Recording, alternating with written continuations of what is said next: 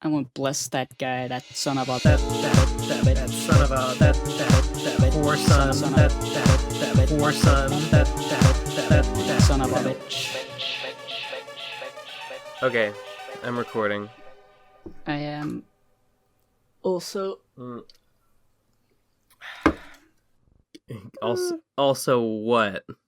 I am also recording. Why? Uh, Context clues. Yeah. Context what? Clues. What? What? What? What do you mean, what? What? Huh? Welcome to the Pro Crastinators podcast. Oh, we gotta sing. Okay. No, that was a good start. No. Let's leave it in. No, suck. Okay, on the count of 3, say sync. 1, 2, 3, Sync. Eleazar, leave that intro in. It's good. Yeah, welcome. Welcome to the show. Podcast. I'm weary, I guess, exhausted. Because I've been moving furniture and cleaning stuff all day. Oh, why is that? Just like a spring clean, moving stuff around. Yeah, okay. Fair. It's nice every so often to be like, okay, well, furniture has been here for so long. Why don't we just put it somewhere else in the room? Oh yeah. It'll change the feeling of it. I told you when this was several years ago. I lived with a guy coincidentally named Conrad, no relation, who was what's the word? He was was it OCD? No, it was bipolar. He was bipolar, and he would have moods, and when he would get manic, there was one time in particular that I caught him. I didn't really realize this was going on at the time, but he was in a manic episode, and he insisted to me, like, we have to move the furniture around. Like, we have to move the furniture around, like, right now. Oh, yeah. Like, we have to move the couch from one side of the room to the other side of the room. And, like, we have to move this chair up the stairs. You gotta help me move this chair up the stairs. And, like, we have to move these shelves to the other side of the room. We have to just reverse everything and then, like, mostly kind of put it back where it started. And ever since, I don't think people with mental illnesses should have equal rights. Oh, I thought you were gonna say I don't think people with mental illnesses should own furniture. Because then they wouldn't be able. Well, to yeah, move that's one of the rights I think should be revoked. You'll sleep on the floor. And here's this nice straitjacket. Padded cell. Classic. Here's a single pizza oven for you to cook the rest of your meals for all eternity. That's pretty good. You can make pizza. Yeah.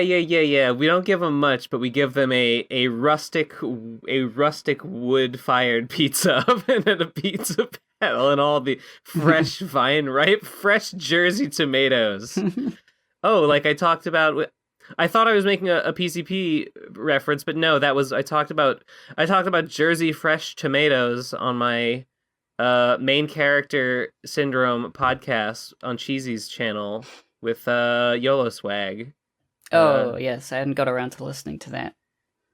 It was pretty funny. We talked about fucking the subject of pizza sauces came up, and I referenced what's that one? What's that one that comes in the can? Geno's? Don Pepito. Don Pepito's sauce made with fresh Jersey tomatoes. Whenever you like, I don't know, whenever I have like Googled around for like authentic pizza sauces, Don Pepito's is always one of the first ones that pops up. Papito. It was. I opined there, like, wait a minute, isn't a pepito a pumpkin seed? I guess it's Spanish and they're not the same language, but I don't know. Is he Don Pumpkin Seed? We'll never know. There's no way to find out or verify this. You know what? I'm gonna do it right now. Oh. Google Translate. Here we go. Enter text. All right. Spanish. Right? Here we go. We're gonna find out. Why is a Spaniard got a pizza place or a sauce? Spatalian. Oh wait. I'm sorry. I'm sorry. When I attempt to translate pepita, which I have certainly seen pumpkin seeds called, the translation it gives me is nugget. So I'm a little bit taken aback here. Pumpkin nuggets. That's not no under no frame of reference. Here we go. In Italian, pepito is nothing. Pepita is also nugget. Okay, whatever. Great. So he's Don Nugget, maybe. He's Don Nuggies.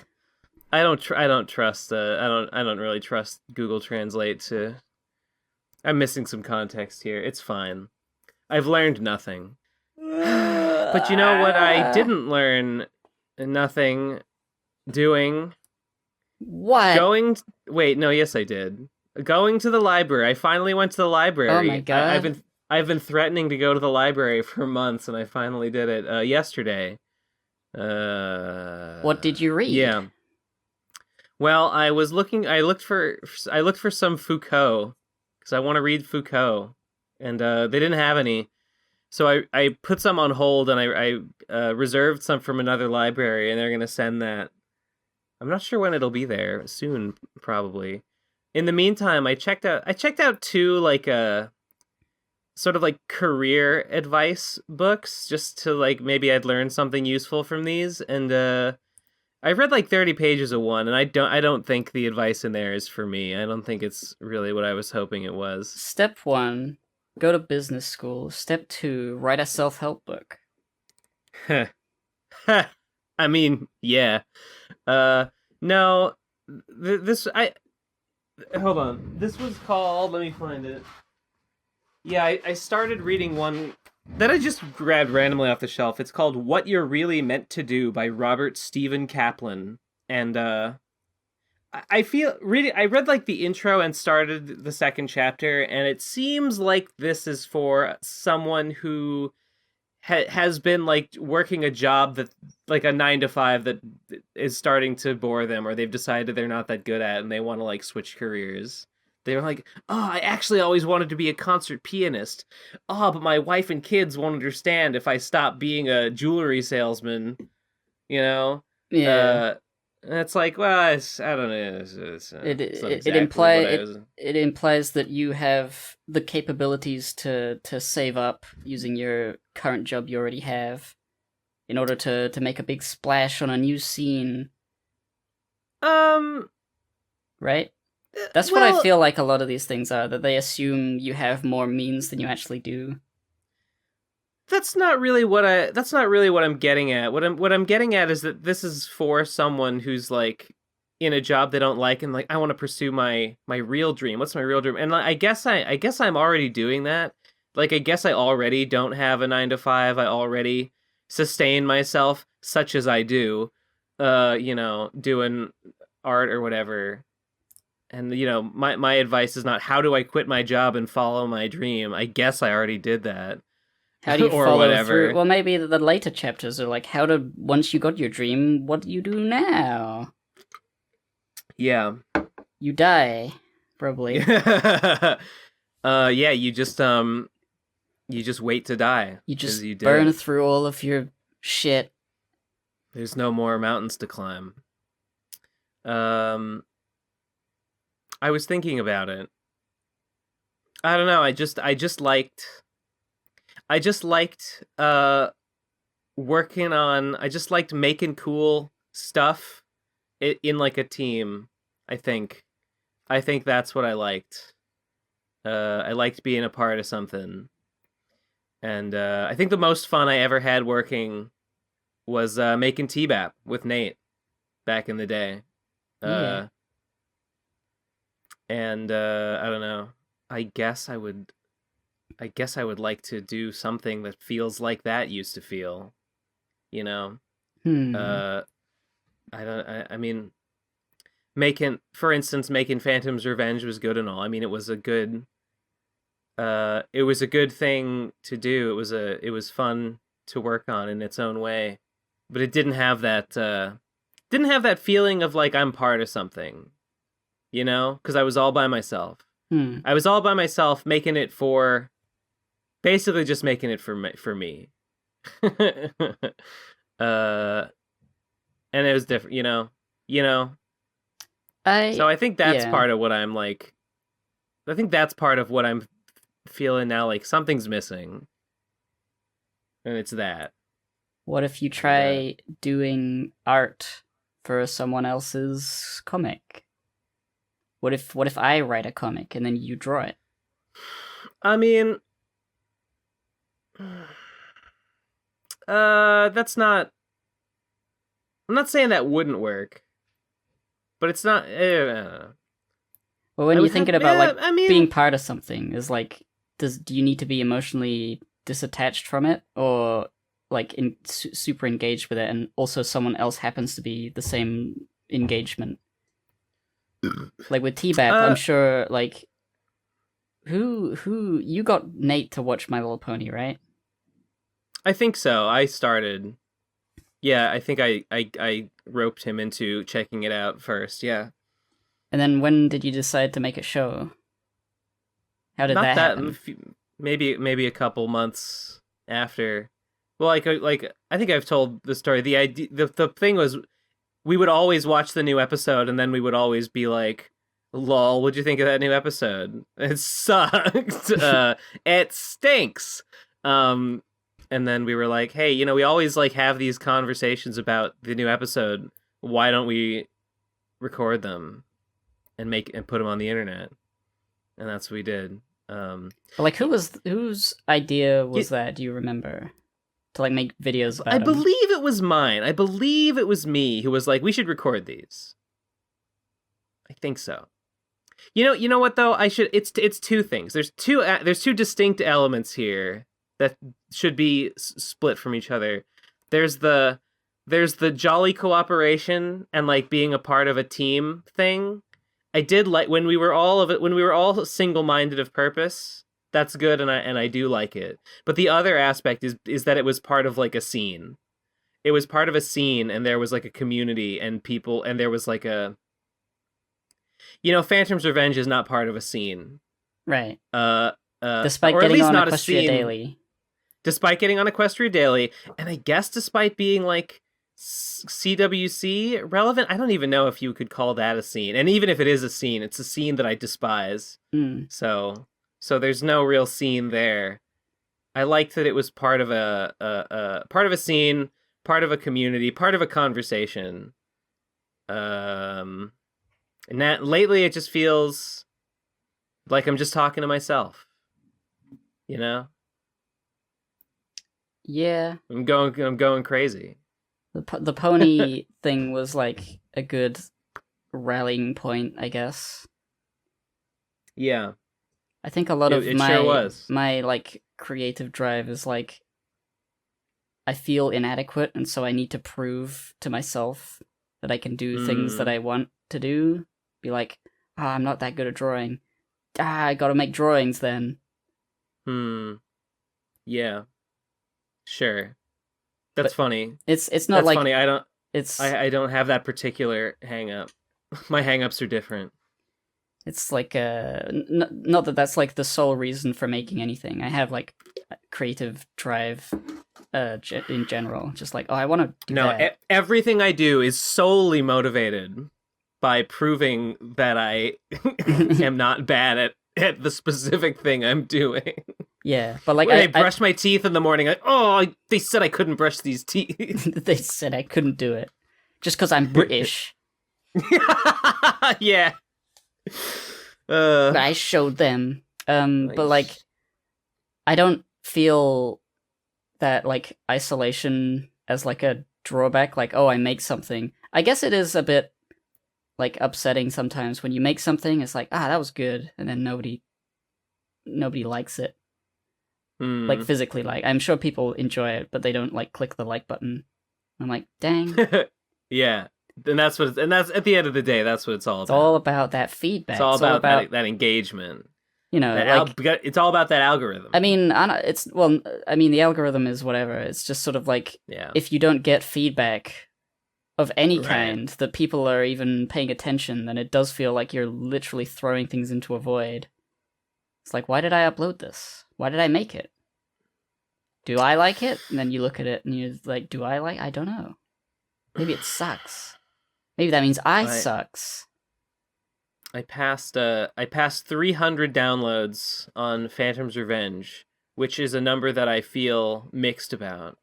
I feel like in one sense it's kind of a good number. Like someone downloading the game and hopefully playing it is higher commitment. Like that's worth more than someone watching a YouTube video or liking a tweet or something. But also just not enough.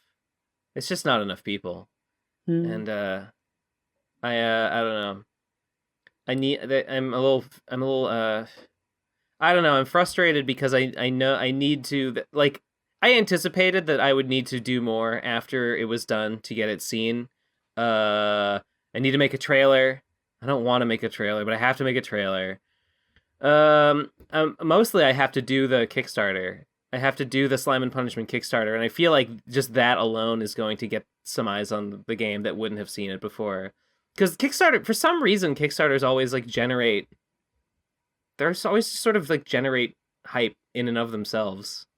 It's pretty cool, I guess. So I don't know. That's an instrumental part of the whole thing. I don't feel like I can look back on the launch of Phantom's Revenge and call it like, you know, a failure until that's over. And then I can truly look back and be like, so how did it actually do? What did people actually say about it? Yeah. So I don't know, it's just a lot to do. It's just a lot to do, and it just continues to feel like I'm just talking to myself and going insane, losing my mind. And for what? Yeah. Nothing. I can't think of like whatsoever. a solution to that feeling. It's like, oh, just have it be different. Like, I don't know. Yeah. How's that work? I know.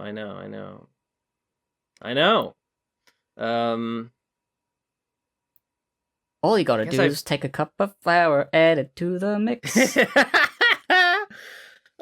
Sometimes I have mused about like getting a job at like a small game studio or something. That might probably be my dream job, as long as I liked my coworkers. I would just want to be.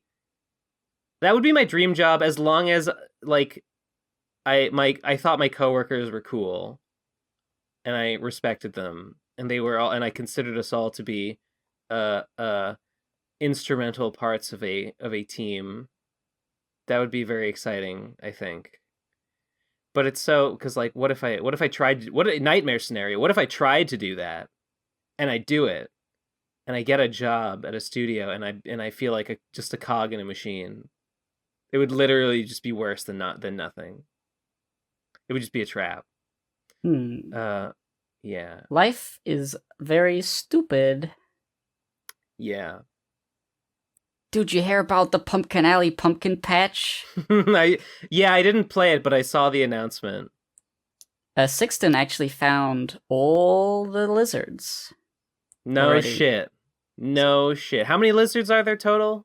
There's 8. Wow, okay. Fluff. What color? Woof. What colors are they? All the colors of the rainbow. There's only 7 colors in the rainbow, you ninny. To the rainbow and beyond. Turquoise is a color. Shut up. Puce is a color. There's an infrared one. He's invisible. there's a chroma key one. Not a chroma key. What do you call it? Like the alpha channel. There's an alpha channel colored one. It's invisible. oh, I see. There's a Well, they're the colors of the more inclusive LGB flag. You got the 6 colors, and then you got brown and black for people of color. I don't know. You got the 7 colors of the rainbow, and then you got just brown. Oh, black. Wait, no, there's not a black one. There's a white one. I guess if there's all the colors, the 7 colors plus white would be kind of. I know there is a white one. I saw Keyblade Spirit find it on her stream, and I was like, "Whoa, a white one! Ah, I want to give this one like a better test score on its standardized tests, and like give it a job." I want to make this one my executive vice president. I relate to this one. I want to see this one in my superhero movies. Is there a lizard-based superhero? Wait. You have no right to judge him just because he was white. Wow. Kimba, your fur is white because you come from a long line of great leaders. Wow, I hope I can be like my ancestors as well as look like them. Yes, Kimba. Wow. Wow. You're just a white pussycat. I love. Do you know that? You've seen that YMS Kimba video, I have, right? yes. Yeah. Those... the whole subplot about how he's persecuted for being white. I mean, it makes sense for an animal, but it's still really funny. Yeah, especially since it's in Africa. Right. King of Africa, the whitest lion. Persecuted for being white. This is what happened. This is what happened to Davoo when Davoo went to. Was it South Africa to be a? No, it was somewhere in Africa to be a missionary, and the only white people she had around for comfort was Mario and Luigi. Wait, what? I remember that. Do you remember that? She said I remember she went to Africa for that, but like her parents did like missionary work in Africa, and she said, I don't know, I don't want to blow it out of proportion, but she definitely commented for once or twice that there were no other white people. And she occasionally found it comforting when she would play. I think it was Mario Superstar Saga. I think on the GBA, and she'd be like, "Oh, look, it's I relate to my fellow white people." Well, I mean, I forget even though Italians aren't white, but I mean, you take what you can get. You know, when you're in the heart of darkness, so to speak. When you really strip it back. Is there like white is not actually a thing? It's just a color of skin. Do people mean like a specific thing, and then like, oh well, these Europeans are not technically white? What do people mean when they say that? Yeah, well, I mean, it's always arbitrary. It's like, Italians and Irish used to not be considered white. Yeah, Jews are sometimes. Some people don't consider them white, and it's all arbitrary. Yeah, you could just be like, well, it depends on the tone of your skin, but I mean, you know, some Asian people have the same color skin. It's like, are some Asian people just white because they're paler? I don't know. I don't think so. Very few people would say that. Yeah, at the end of the day, it's all kind of made up. That's why I think transracialism is good and based. I actually kind of do, though. I actually kind of was thinking about it, and like I really do think that like race really is just as socially constructed, and there really is no reason why, like, if someone said like, I actually consider myself to be, you know, white, like what am I gonna and you know, they're black or whatever, what am I gonna stand there and be like, well, here's why you're wrong, sir.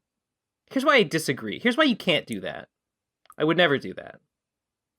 I think it's weirder. No, you know what? I think it's weird where, not weird, but like, it doesn't work, like, to say like, oh, I identify as white because it's not a specific nation. Like, it's vague enough that's like not as weird. But like, if you say I identify as black, there's a lot of like cultural significance tied to the skin color. At least in the Western world. Sure. Like white just means it's the color of your skin.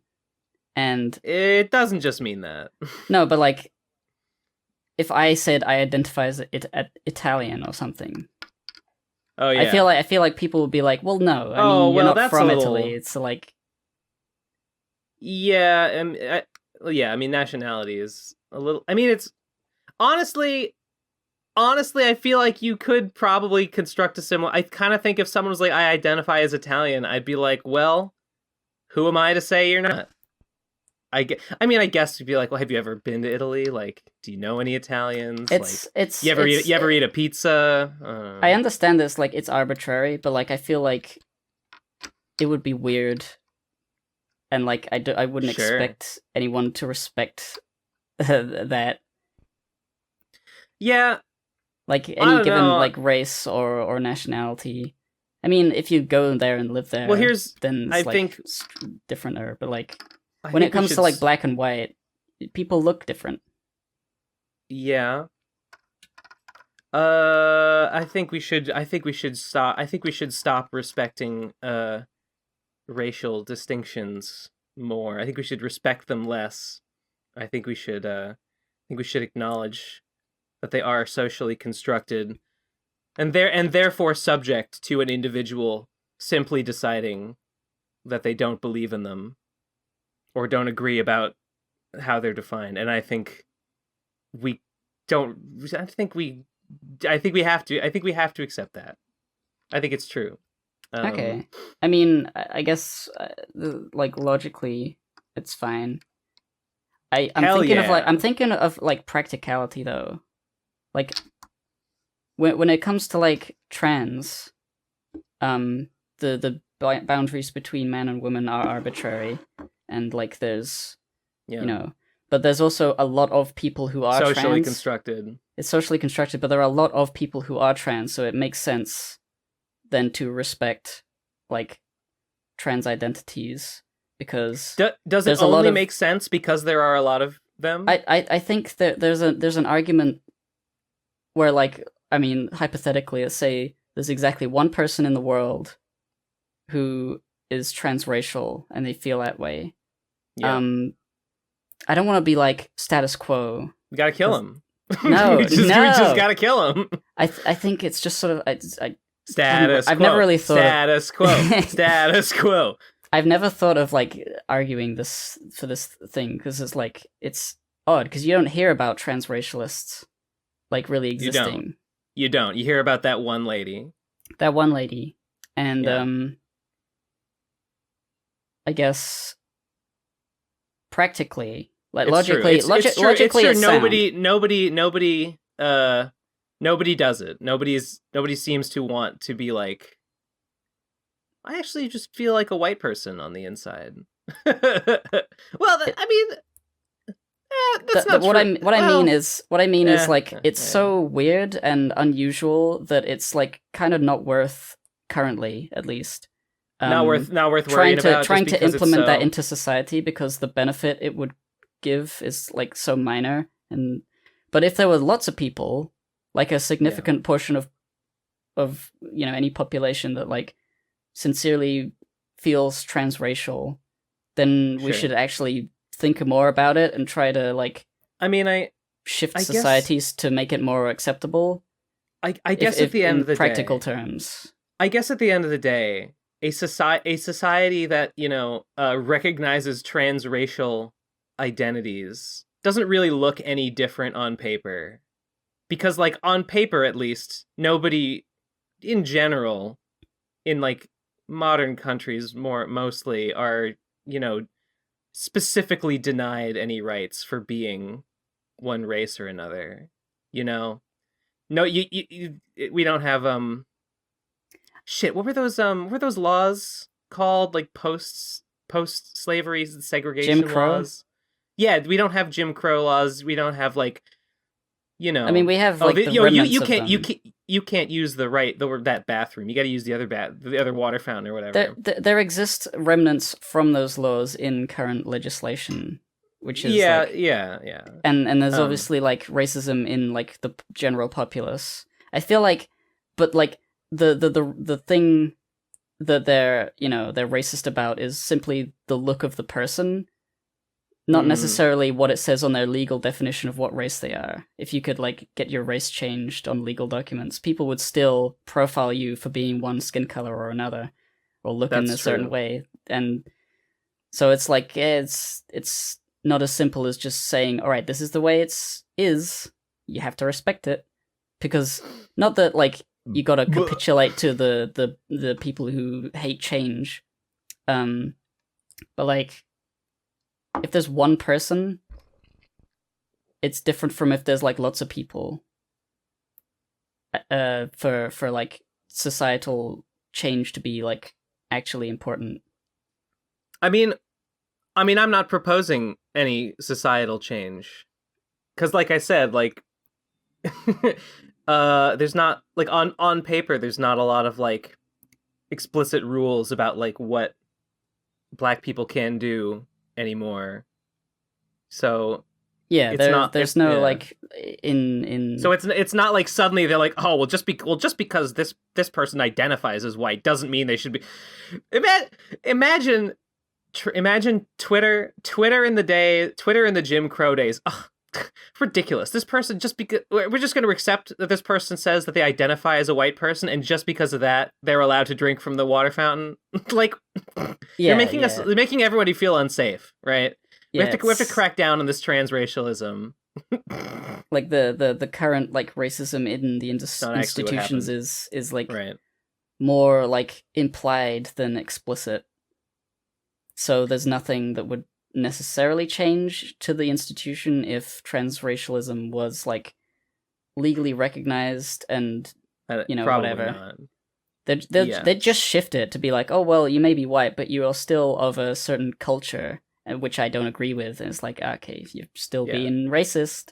That's already what they do. They say, oh, it's not about brown people immigrating, and it's about people.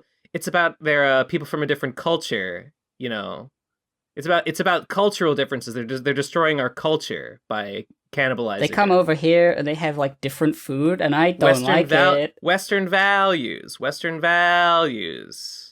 They bring Allah, and he's Allah these nuts.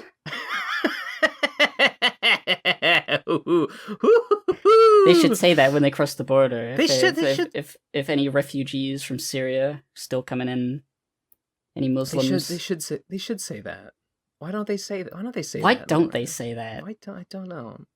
They would be so much more accepted if only they said Allah these nuts. I think so, and then everyone would go, you got us. That's what I would say. It is all of those nuts, I would say, slapping my knee. Okay. Shit. Do I have anything else to say about that? How did we get on this topic? How did we get on this topic? Who knows? I'm talking about my career books, and then. And so all of a sudden, all of these nuts. I genuinely don't remember how we started talking about this. It's that COVID brain fog. That's not true. It's all I've always been like this. But I had a horrifying thought.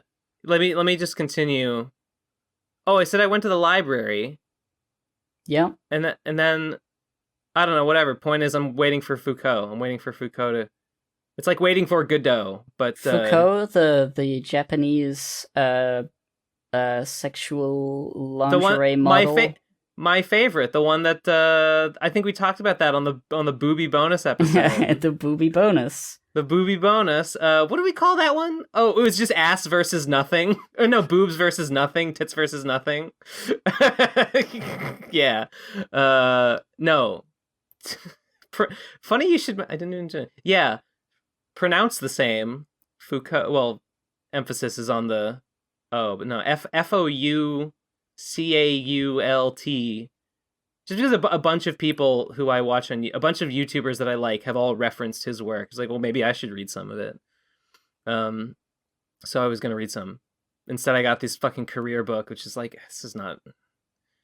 I don't need it. Fucking Korea, North Korea, South Korea. I don't get it. Very nice. Anyway, whatever. No need to, whatever. I don't remember how we did it, but it's okay. Back on the subject of the game. I had a horrifying thought. And it is that see, like I know, and I always knew that it was like toxic, that it was Sonichu related. Like I know that that's bad, and I've always known that that's bad, and I know that how it looks, right? I know how it looks when you say, "Oh, I made a video game. What's it about?" Oh, it's about Sonichus, right? It's specifically about murdering Sonichus, so maybe it's like anti-toxic. Yeah. Well, here's where my thoughts. On the one hand, I was like, what if the Sonichu connection is so toxic that if I want this game to like ever be seen by any kind of audience at all, like the smartest thing, the most efficient way to do that is just to not fully remake it, but basically just rebrand it and release it as a new game with like a different story and like different assets and no Sonichus. And maybe no My Little Pony either. Just call it something else. And like I mean, guess like not even that difficult aside from all the assets you need to draw. Drawing the assets is not that bad. So I would depending on how much I had to remake, some of the cutscenes or the dialogue would have to be reconsidered, which could take a while. If God came down and told me, Ben, if you just took the Sonichus out, this game would see, 10,000 people would download it on Twitch or on itch rather. I'd be like, okay, well, I guess I'll do that. But I don't know if that's the case, and I don't know if it would be a waste of effort to do it. I would do it if it would help, and I don't know, maybe it wouldn't. So I guess there's two thoughts that I had, and one was maybe what if the thing to do is just to undo all that. No, I wouldn't. Like, I would leave Phantom's Revenge up, and I would just release like a different version. Is in this the socially acceptable Phantom's Revenge, but not Phantom. Yeah, I would just theme it, just a little more like its own thing. I would have to think of what that would look like. I have no idea. What if it was Keg Standard? Yeah, mm-hmm. Yeah, he's much more marketable. Yeah. I mean, what if it not a pony? Then what character would it be? Would you have to? Would you like design a new thing? Could it be a Beastars game? Beastars? No, not Beastars. Beastcapades. I mean, I don't think so. I don't know what that would look like. Well, you got your little guy with his helmet, and he's got a weapon or something. Does he have a weapon? I forget. I feel like he did. No, he does. Beast Knight has a weapon. Oh, does Beast Hustler have a katana? I thought he did. I think he does. I forgot. Yeah, he totally does. He has a sword that he picks up off his... I totally forgot. He has a weapon. You could have little beasts come and they'd be like, yeah. I should reread Beastcapades and get myself caught up on it so that I can like continue it. I need to like remember what's actually in it before I keep it going. But that's not what I want to talk about right now. Anyway, so that's the one way, and then the other way would be like lean really hard into the Sonichu thing, but in that way it's like it's a game about killing Sonichus. Yeah, Phantom's Revenge, the game about killing Sonichus, the game about taking revenge on Sonichus, the game that ended Sonichu forever. It's the end of Sonichu. It's you kill him. And I was thinking about this because I was reading like articles and listicles about like how to market your indie game. And make it about killing a real person's stuff. A real person's stuff. Oh, that's the advice. Yeah. Yeah. No, none of them said that. Some of them they were talking about like I don't know. I'm getting sad just thinking about it. Cuz a lot of what I read was like, oh, you need to be sending emails. You need to be sending like emails to like people to like YouTubers and journalists and like video game people, just people with clout, just send them emails about your game. Send them press emails, and here's how to write a press release and a press email. Yeah, I mean, that's not too difficult. Once you've written it the first time, you just send it, find Well, people to send it to. Yeah, how do you do that? Like, genuinely, that's the hard part. Who do I send it to? I mean, I was sending, or rather, Charlie sent. We wrote like emails, being like, "Hey, this is a Pumpkin Alley. This is a 3D platformer. Maybe you'd enjoy it." And we sent it to a few people who play 3D platformer games. I don't think any of them like noticed, but whatever. It's just a demo right now. How did you find those people? How did you assemble that list? It wasn't that many people. Charlie had just been like looking at like smaller YouTubers who talk about those sorts of things, like 3D platformer enthusiasts. Thinking, okay, this guy's got a couple thousand subscribers. They talk about platforming games. They also specifically talk about like new and upcoming things that you get excited for. So like potentially there's a chance we can get featured on that. So like aim low in terms of like clout to begin with, because nobody knows what your thing is. Yeah. You're not gonna like immediately get front paged on some big thing, although it doesn't hurt to try, I guess. Yeah. I remember when I was like starting out Hypocrite, I would like email a bunch of my favorite YouTubers. I would email JonTron and Peanut Butter Gamer saying, "Hey, maybe you think this is cool. I don't know." Yeah. It was like really embarrassing, but like no shame possible. in that. I mean, I may have mentioned this once or twice, but when I was doing when I started doing It's Also Ugly, you know, my short-lived what do you call it? Like, what's the word for whatever it was? Webcomic? Website? I feel like more specifically, I want to call it like a 3-panel comic, but it wasn't like 3 panels.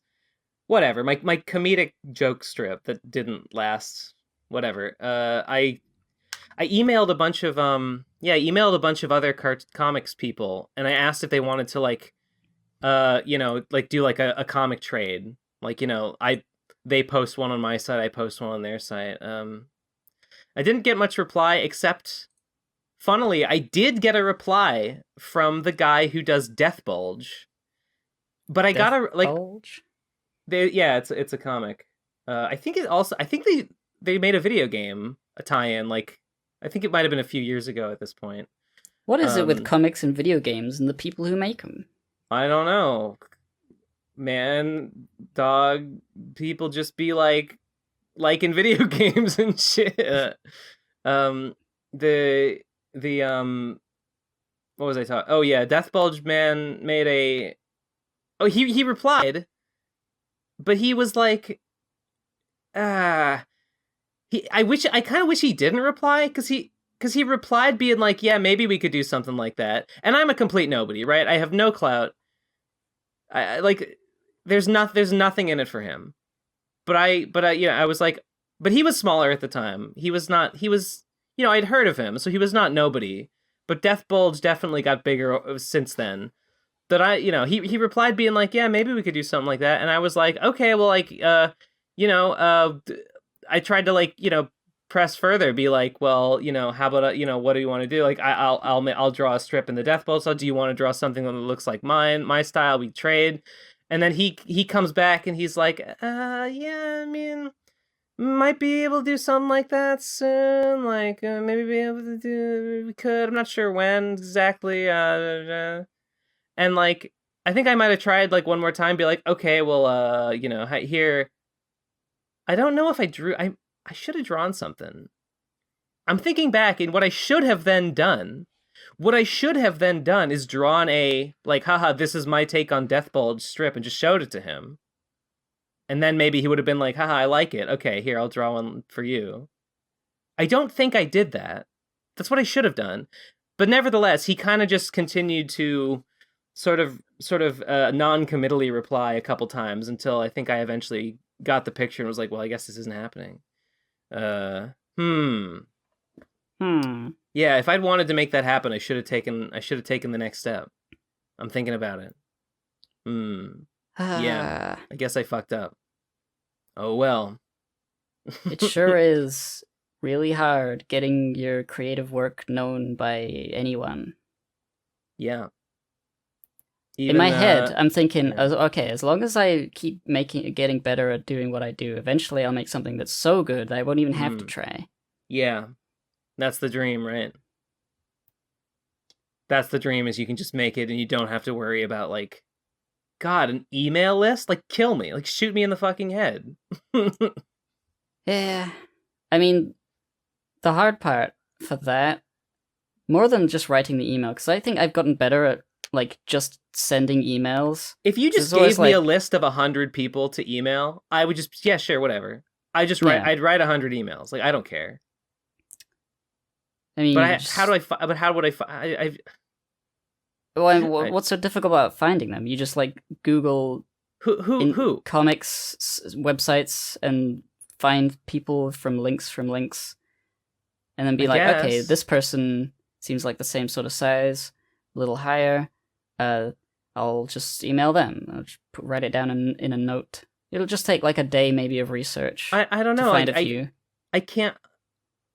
Okay, well, I've lived my entire life, and I genuinely cannot think of even a single person who I would email to tell them about Phantom's Revenge, and say, like, hey, check this game I made out. Maybe you'd like to, Well, yeah, with fucking Phantom's feature it. Revenge, it's a little weird. Yeah, exactly.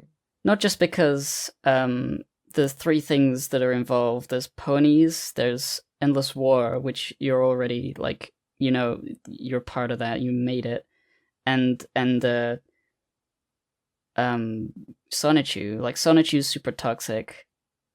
The people in the Sonichu verse are like, they hate you, or they would hate you if they just hate me, yeah. because they, transphobes and all that. That's part of it. And then the pony stuff is like sort of toxic in its own way. Yeah, but like to outsiders, it's considered cringe. The pony like community is like disbanded largely, and the big names are all like doing different things and like either distance themselves or like not interested in pony anymore. Yeah, and the people who are left are like, I don't know, I don't know too much about them, but I don't think they're cool. They're just furries, pretty much. Well, yeah, I mean, like, but like, there's nothing exciting going on in that space, as far as I know. Not really, no. There's no up and comers anymore because there's nothing to strive for. Like, what sort of person sees the brony community and has a twinkle in their eye and starts their career? Yeah, there's no one doing that. It's just old people, old guard, who are like just committed to talking about pony on their channel or whatever. Yeah, I think so. And then everyone with talent has branched out, like Living Tombstone and oh god, what's her name? Jenny Nicholson. Jenny Nicholson. Right. I mean, even Saber Spark, all those. They just doing other things. So I mean, there you go. So you understand my dilemma. I do. Yeah. There's no one you could send this to. But you say you already knew that. Kind of. You knew it was super niche. Yeah. Yeah, I did. I feel like there probably is an angle. There probably is some angle I could sell it with to somebody. I just don't know who. I mean, do you think it's worth, like, just because you don't go into like your own opinions of Chris Chan and all that, it's mostly just about killing Sonichu and Nightstar. Mm-hmm. If you went into like Sonichu or Chris Chan related spaces and say, hey, you want to kill a bunch of Sonichus? Like, you would get some people having a look, I guess. Yeah, sure. I'm not above that. And yet, like, honestly, I mean, I haven't. I wonder. I mean, I guess there's like there's the quickie, but the quickie is like, I guess there's like a board. There is a board. I wonder if /CWC even exists anymore. I'm not above dipping into that well. but also I'm not sure how much of it exists. You know what? It's Kiwi Farms now. Like the Chris Chan community is just Kiwi Farms. Yep, I would imagine so.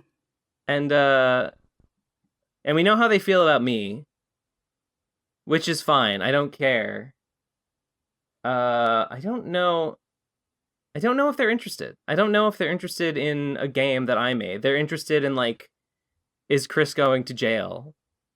Like, what is Chris writing in her letters from jail, etc., etc. Sigh. So I just don't. Yeah, I just don't know if there's that much potential there. I feel like the only hope it has is like people. I don't know. People who just like weird stuff. And I mean, I like weird stuff.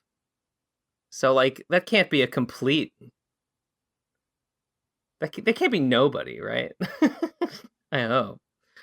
Like there must be some sort of community out there that would see it and be like, what an oddity. What a curious artifact. You suppose? Okay, well, I guess not. Well, I don't know. I don't know the entire internet. Yeah. I just find it like, I'm trying to stay positive here. What sorts of people? I guess I don't know where you would find people who like weird shit specifically. Yeah. They may not even be like online that much. That's I should start a 4chan thread about it. Why not? On /MLP. Lol. I mean, why not? Yeah. I don't know. Honestly, not a terrible idea. Maybe I will fucking do it. Who cares? You know what? There's no rules. There's no God in heaven judging my actions. There's only the devil. There's only the devil, and he lives in me, and he tells me to do these things. He tells me to make this game, in spite of knowing that it has no audience, and then tells me, find the audience, Ben. Make an email list, Ben.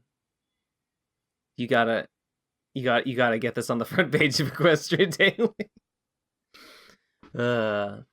Thanks again to Oblivion Fall for telling Sophisto to put it there. Because it really is like, it doesn't matter. It really just doesn't matter what you do. It's just do you know a guy at the end of the day. Yeah. I was reading it was one of those like, get your indie game seen, get your like indie game published thing, and it was like, yeah, some indies will like partner with a bigger studio or a publisher, for marketing, and it literally is like the single biggest thing that those people can do for you is that they'll know a guy, because publishers know everyone. So they'll know a guy who can maybe get you like a table at an expo or something, and just like, that's the only way to do it. You got to know a guy, and if you don't know a guy, you got to like you got to find people that know guys and like pay them money for the guys that they know. It's just a cruel world. Yep. Okay, well, that's all. Anyway, I went to the library and I'm waiting for those books.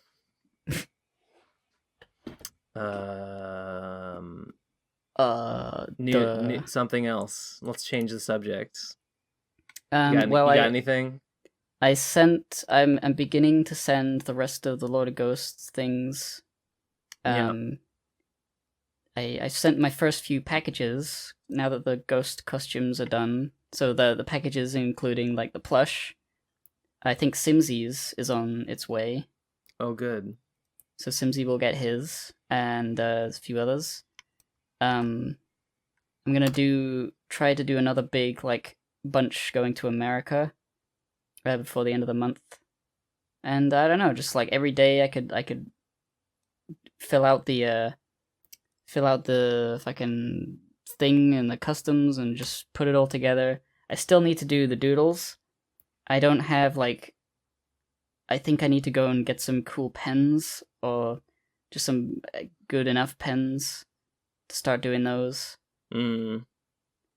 But you know, there's plenty that I can spend my time sending that don't have doodles. I think I'm gonna get through as many of those as I can as quick as possible, and then there'll be a lot less stuff in my room cluttering it up. I need to check my P.O. box. I haven't checked my P.O. box in a while. I'm afraid that it's like overflowing with packages that have been returned to me. Because, I send a lot of packages. Yeah, you mentioned you were going to check it last week. Yeah, I was going to, and then I had a thing to do around that area, because my P.O. box is in a different town because it's near my old address.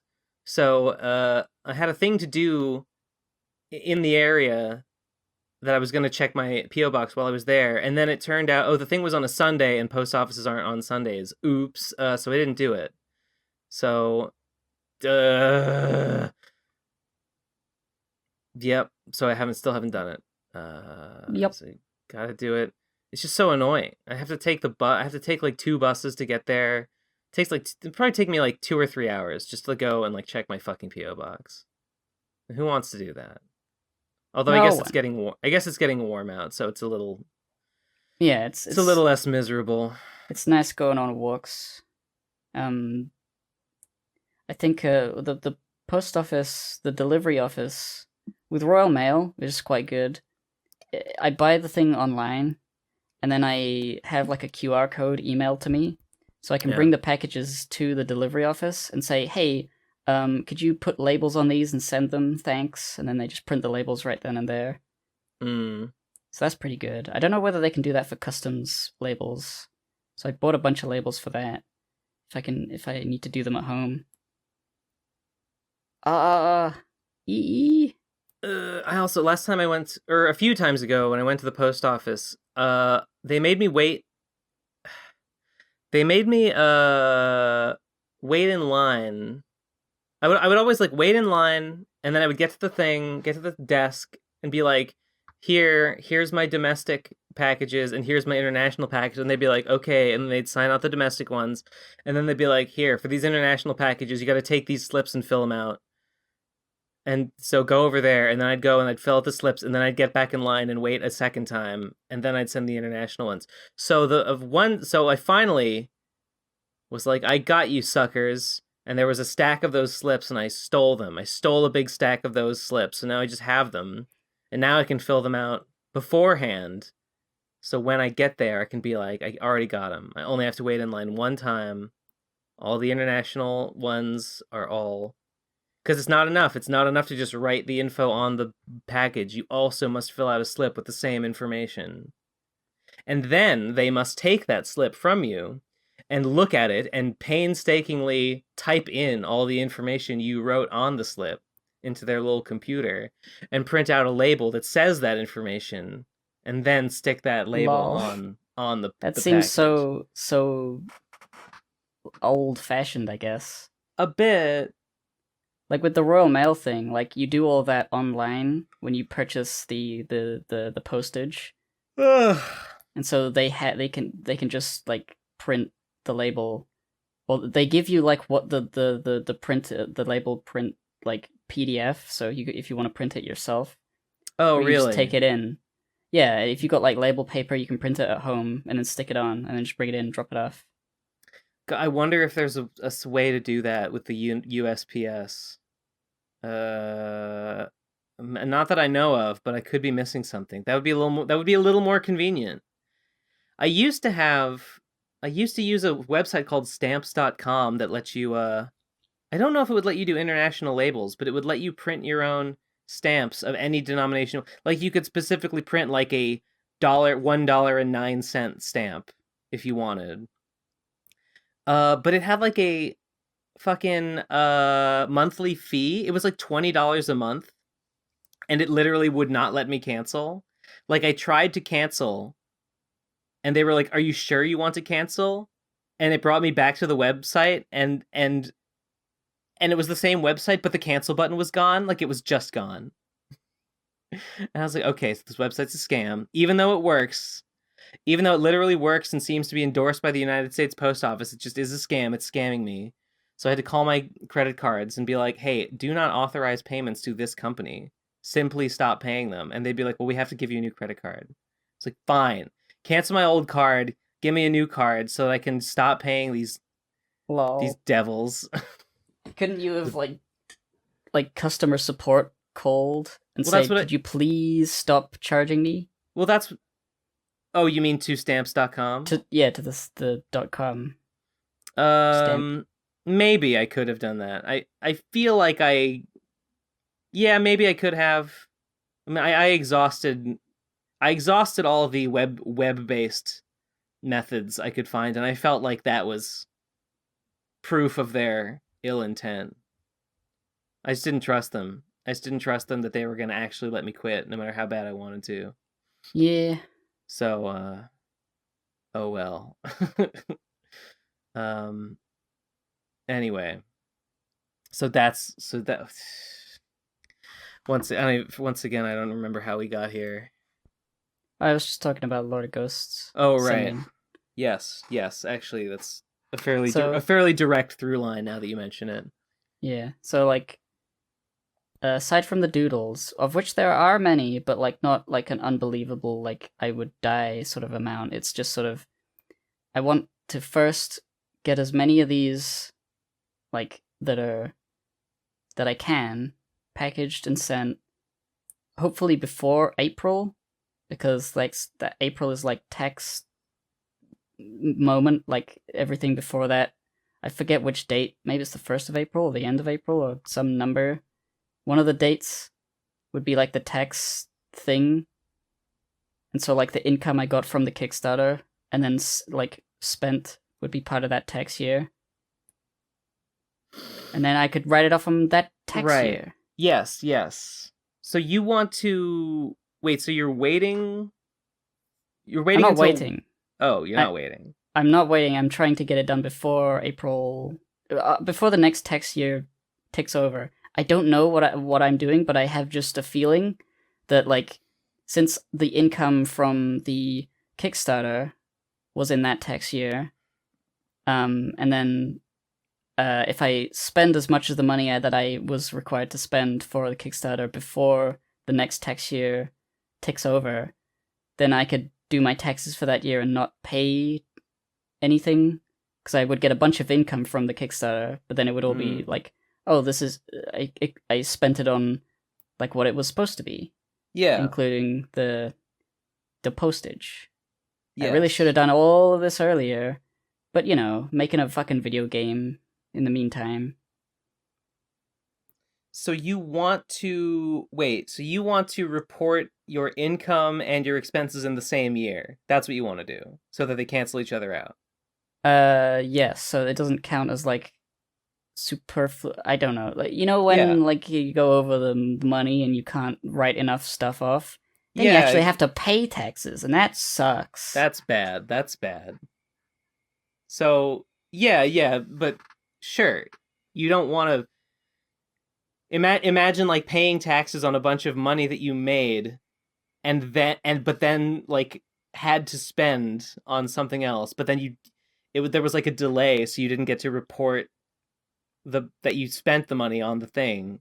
You paid the taxes on it as though you weren't going to spend it. Now that wouldn't be right. That wouldn't be. Yeah, I mean, I'm sure there's like ways you can say, well, there's like, I haven't spent the money yet, but I will because of like this, and you can write that in somewhere. I feel like I've seen that.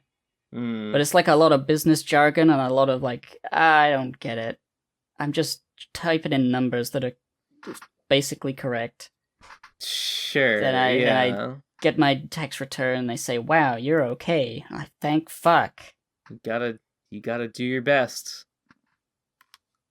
At the end of the day. Things considered, taxes is quite easy to like figure out. It just takes a while. I guess I gotta pay mine. I guess the deadline is like 3 weeks from now, so I guess I actually kind of got to do that somewhat soon. That sucks. I'm sure I'll file for an extension. I always do. I have all my forms. I got all my forms from like Google AdSense and Patreon and whoever the fuck else. Taxes are actually gonna be kind of shit. Taxes are gonna be kind of shitty this year because I got a bunch of like COVID unemployment, and you have to pay money on unemployment benefits. So Yeah, it sucks. yeah, I mean, I'm not complaining because I did get a bunch of free money, but I will have to pay some of it back. So I don't like that part. But I'll do it. I'll do it. God damn it.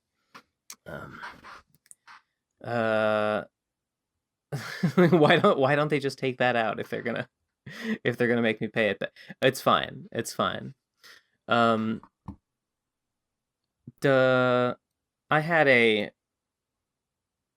I had two more things on my stupid list of shit I wanted to talk about. Is that okay? Yes, it's fine. I don't have too much to say either because it's mostly just been like I don't know. I guess the only other thing is that I got another appointment set for like laser hair removal on my arms. Which is like, oh well, you know, I'm just doing that now. I'm zapping my arms with lasers, and my hair will stop coming back. It's like not much to say about it. When did you start doing that? It was only a few days ago. I had my first session. Oh, that was your. You mentioned it on the last episode. That was your first one. For my arms, yeah, I'd been doing it on my face for like the last year. Oh, okay. And that has been going pretty well. My you know, there's only like a few little patches that keep coming back, and I'm like, okay, I need to do some more on that. So I got in. I was like I'd finished my like 10 sessions, but they're like 4 weeks apart. God wanted you to have hair there. No, God wanted he made a mistake. He put it there. Well, he made a little oopsie. He made a oopsie whoopsie, and also I piss on God. I shit on his grave, because he's doesn't know what he's doing. All right. Well, no need for you to piss off all of our God-loving fans. No need for you to trample on my free speech by saying that. You're not allowed to say that. No, I think it's fun to trample on your free speech, Ben Saint. And I will do so forever. Soundbite. I had go on. Yeah, I had the 10 sessions like 4 weeks apart for a while, and I was like, okay, they're over now. Now I don't have any more like appointments coming up, and I liked that for a bit. It was like, okay, I don't have to go into that.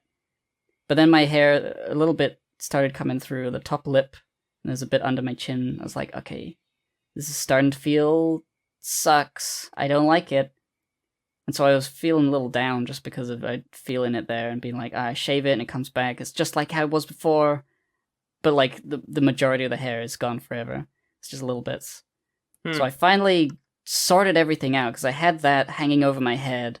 I had like the Pumpkin Alley like hot fix pumpkin patch that we were working on getting done like quicker, and then there was there's always a lot of ghost stuff to do. There was the ghosts to make the costume for the ghost plush, and so there's all these things going on, and I'm like, God, I just and it a little overwhelming for a few weeks there, but I finally got the next appointment. I called them up. It was just one of those days where it's like everything's fucked I need to get this thing done.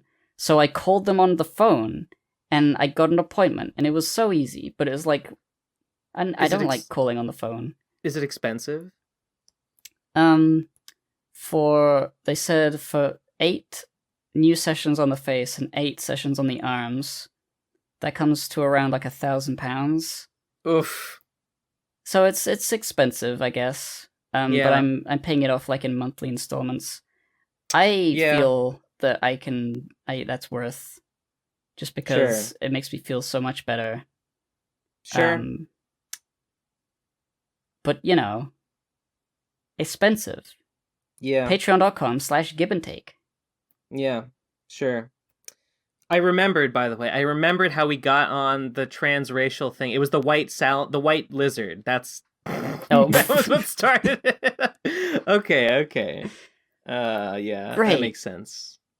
Yeah, you should play the pumpkin patch, by the way, because it's not just the secrets. There's also the gameplay. The game feels a little different, maybe a little tighter. Do you want to mention what you changed?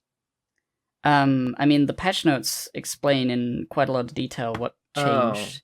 But like, there's things like find it. Yes, see Pumpkin Alley, Pumpkin Patch, like devlog. If you scroll down, you'll see it on the page. Charlie-batten.itch.io. Yep. Here. Oh yeah, Pumpkin Patch. Yeah.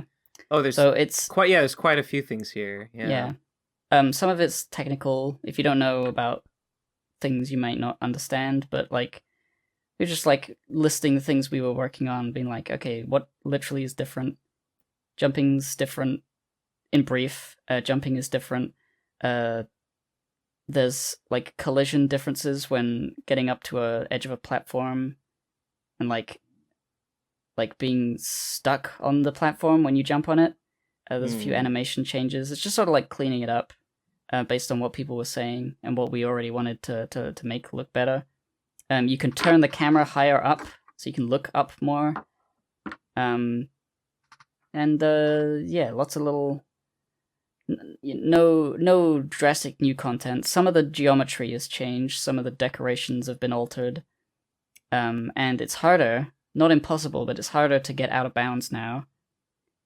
So the path forwards is more clear and like signpost. Like you don't accidentally feel like you're going the right way when you're like going out of bounds and jumping on top of the hills. Removed a bit of clouds for performance, huh? That's interesting. Yeah, the clouds object, there were two of them, but instead of like they're like generating, like it's like a particle effect, but just really big particles on the clouds at the top. There were two of those to fit over the whole level, but we changed it to one, and then that one like tracks the position of the player, and like it only renders in a certain radius around where the player is. So that saves on performance. And then there was some other stuff like people in different language computers, the signs weren't like, they were translating strangely, or they just weren't showing the text.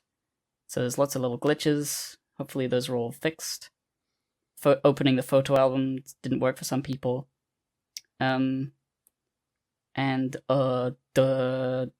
that's the gist anyway.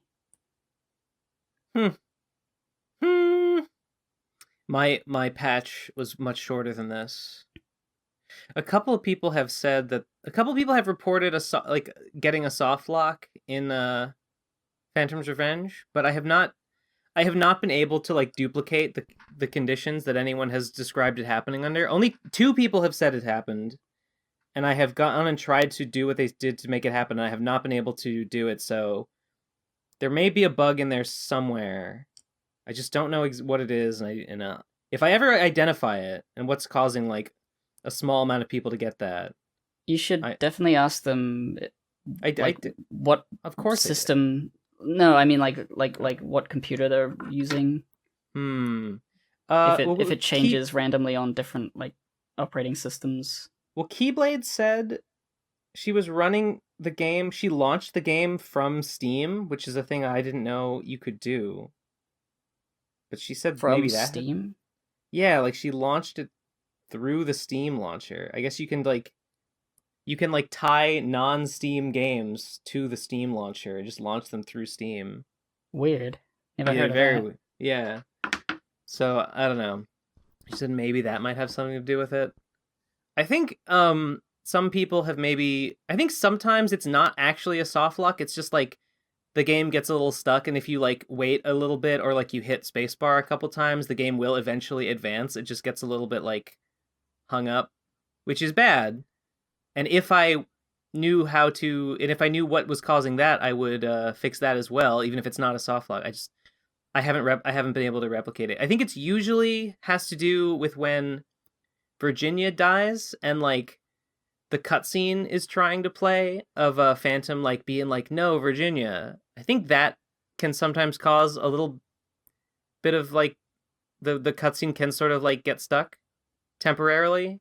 But yeah, that seems to be what people have said. But again, I haven't duplicated it and I haven't figured out what has made that happen, so I haven't fixed it. I will if I ever get the chance. I'm pretty curious about the pumpkin patch. I would like to boot it up and just like jump around a little bit and see like, does it feel any different? How much of a change do I notice?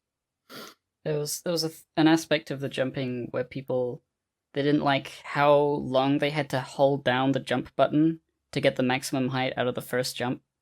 So we changed that so that you don't have to hold it down quite so long. And the second jump is like a fixed amount. I don't know. I played it and it was like, this is better. It's like it's hard to like define with words, but like it just feels better. It doesn't feel perfect. I'm sure there'll be tweaks we make before the finished game is finished. But this is good for the moment. Yeah, neat. Very cool. I'll probably look through this whole list in more detail later because I'm interested. Various alley-oop problems fixed. Well, that's just not very helpful. Yeah, those things with her like falling through the floor, which should be mitigated. I think it still happens if you throw her hard enough. All right, I'm cracking open my second gridlock energy of the day. It's one of those days. It's a 2 gridlock morning, if you know what I mean. Yes, I know what you mean. What? Oh, that's not a gridlock. That's a Bang Delish Strawberry Kiss.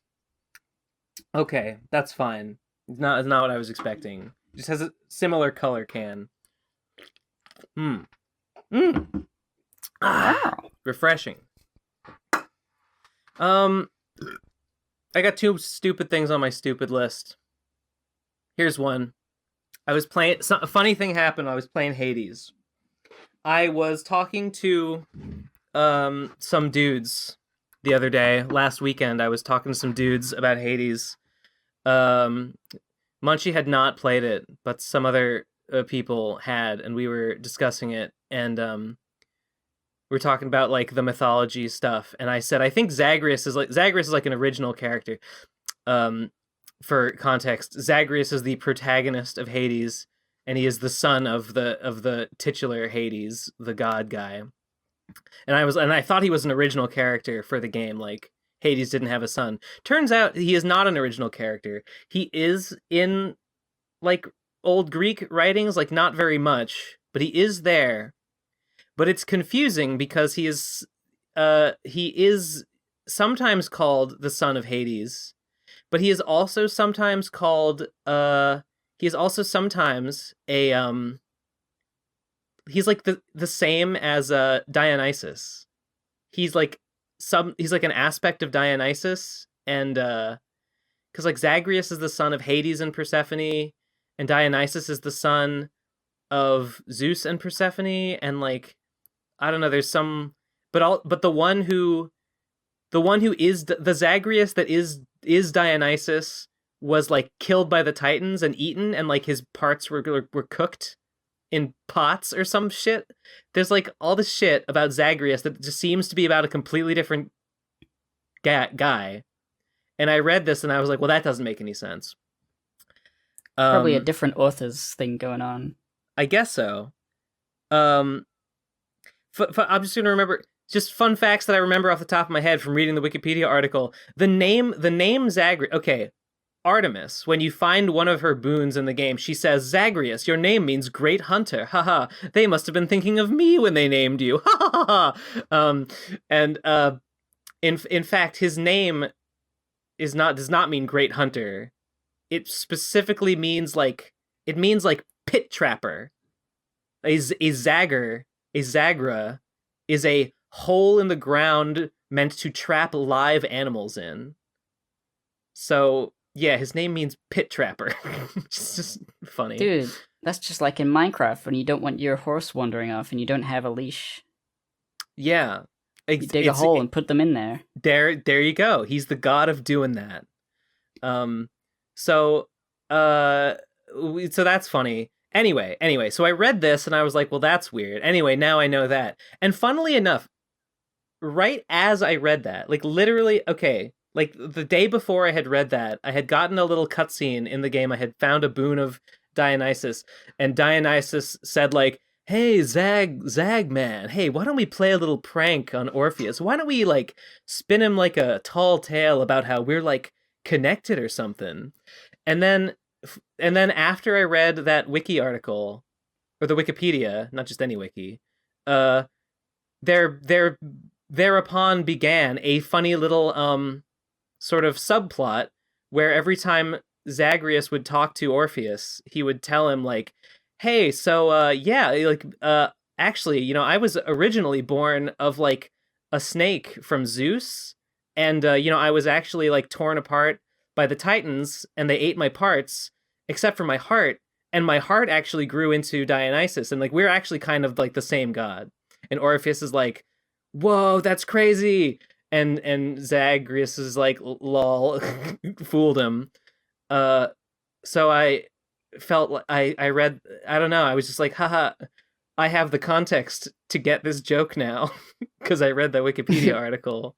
That's a very, very, if I guess if I didn't know that, I would just think it was like a weird, funny, like goofy thing that's in there. But now I know it's like, oh, this is inspired by like a weird like inconsistency in these like ancient texts. Just thought that was pretty neat. Thought that It's pretty neat. Timing on that was pretty convenient. Got that context right when I needed it, boyo. Skelly calls you boyo. It's a guy. There's a skeleton. Did you know there's a skeleton in the game, Gib? No, I've never would have guessed. Believe it or not, there's a skeleton. There's a funny skeleton who hangs out in your courtyard, and some mysterious benefactor is paying him to stand there and let you beat the shit out of him over and over again to practice with your weapons. And he loves it, and he's your best friend. I got it. No, not joking. He's like an NPC, and you talk to him, and he's really funny, and I like him. I like maxed out my friendship with him, and he gave me the thing that lets you. I didn't even realize this was a thing at all until he gave it to me, and I was like, I can't believe this. He gives me his like charm that lets me summon him in battle, and his like thing that he does in battle is he does what he does in real life. Is he just stands there and distracts your foes, and your enemies just beat the shit out of him until he dies, and that's his use. And I unironically was just like felt so heartwarming. I was like, I can't believe Skelly is here with me in battle. He's here and he's helping me in real life. I can't believe it. It's the most joyful thing. What a bro. A beautiful, beautiful moment. It's great. Skelly is great. And I think he turns out he's voiced by the same guy who voices Zagreus, and I really like Zag's voice actor.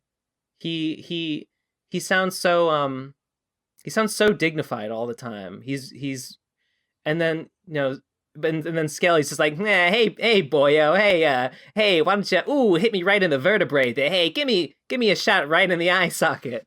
And they're the same guy, and it's like, yeah, pretty good. The future. Huh? Future Zagreus. This is what happens to him. I unlocked the final aspect of one of my weapons, and it's the aspect of a future person. I won't say who it is, it's a spoiler. But it's a guy who doesn't even exist yet, but you unlock it and he's like, whoa, this is the blank weapon of blank, like a great king who doesn't even exist yet, but I'm channeling his future power into my weapon, and it's awesome. I love Hades. Anyway, that's been a lot of fun. It's a good game. It's a good ass video. It's just a good ass video game, if you ask me. Final thing on my stupid list. This is an annoying thing that happened with my stupid roommates, who I don't even know at all. This guy, I think I might have alluded to this one guy who lives here, who every now and then will pass through the kitchen and mutter something about, "Hey, I got another letter from the guy who used to live here, who says like, yeah, I guess the electric bills are like still in his name, and like, he wants us to like, send him some money for that. So like, maybe I'm gonna do that soon. Okay, bye." Well, he finally, what's the word? He finally dropped the hammer, and he asked me like, "Hey Ben, this guy, that guy, he wants the money for the electric bill. I'm gonna send him some money. Like, can you give me some money to send him?" And it's just like, no, leave me alone. What are you talking about? He seemed taken aback. He seemed taken aback. I guess from his perspective.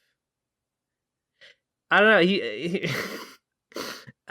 Are you not paying the electric bill? Here's the thing. Here's the thing. When I moved in, the landlady said like, she said, no, you don't have to pay a utility bill. You just pay the rent and whatever the internet costs. Like, you guys are responsible for your own internet bills. I don't provide internet.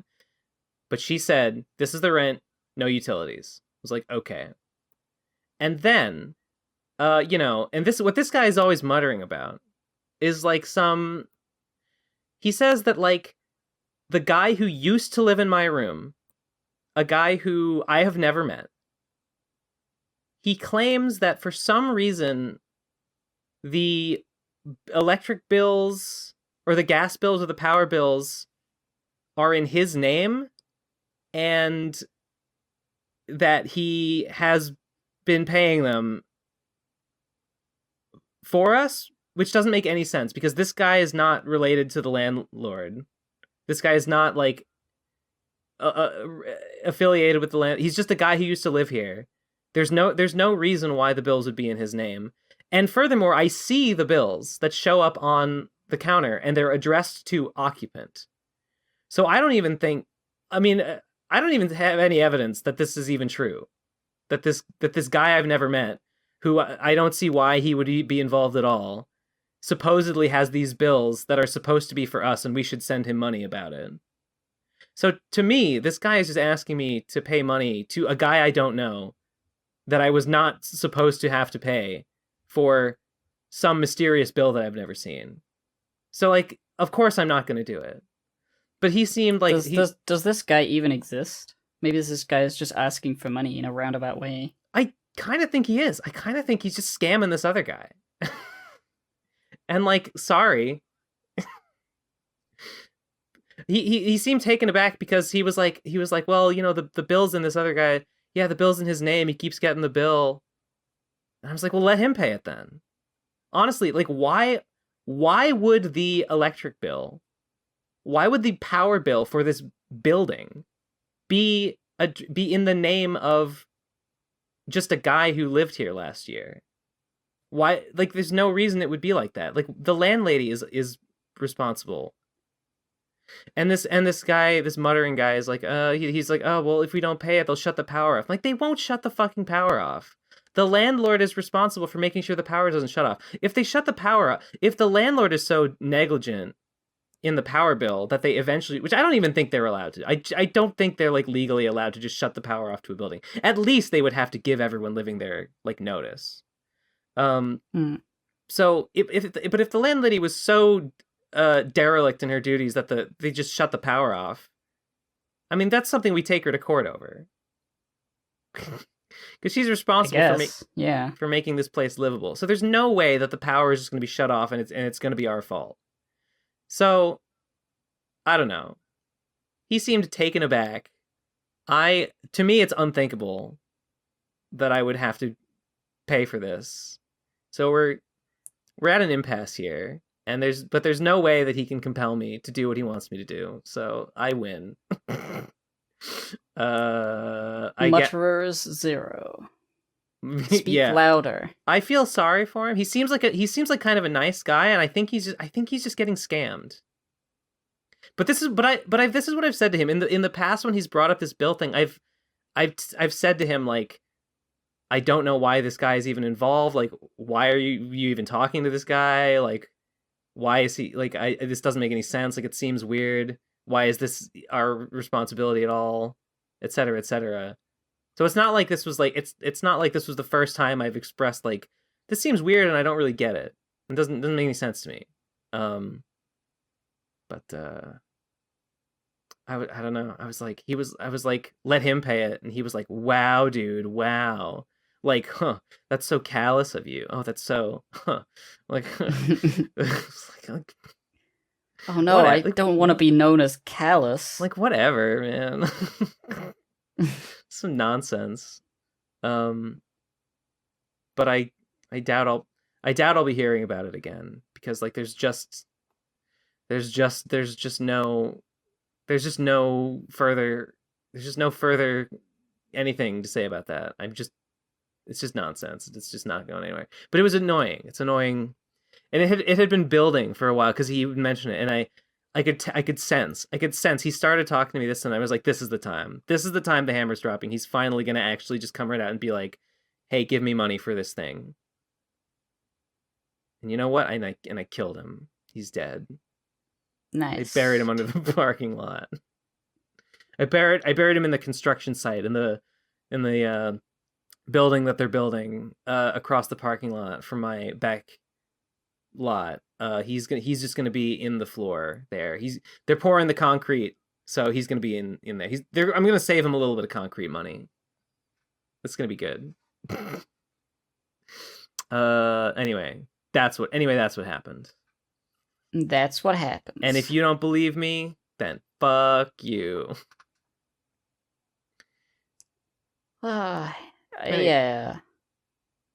Yeah, okay. All right. Well, that was my week. That was my week too. Nothing happened. Nothing happened, but we sure did talk for an hour and a half. But, that's not even that long. That's nothing. No. You want to go to voicemails? Yeah, I just gotta pee. Sure. I'm back.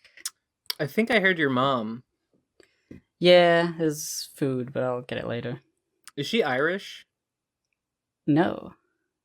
Did she sound Irish? I mean, it was a little hard to hear.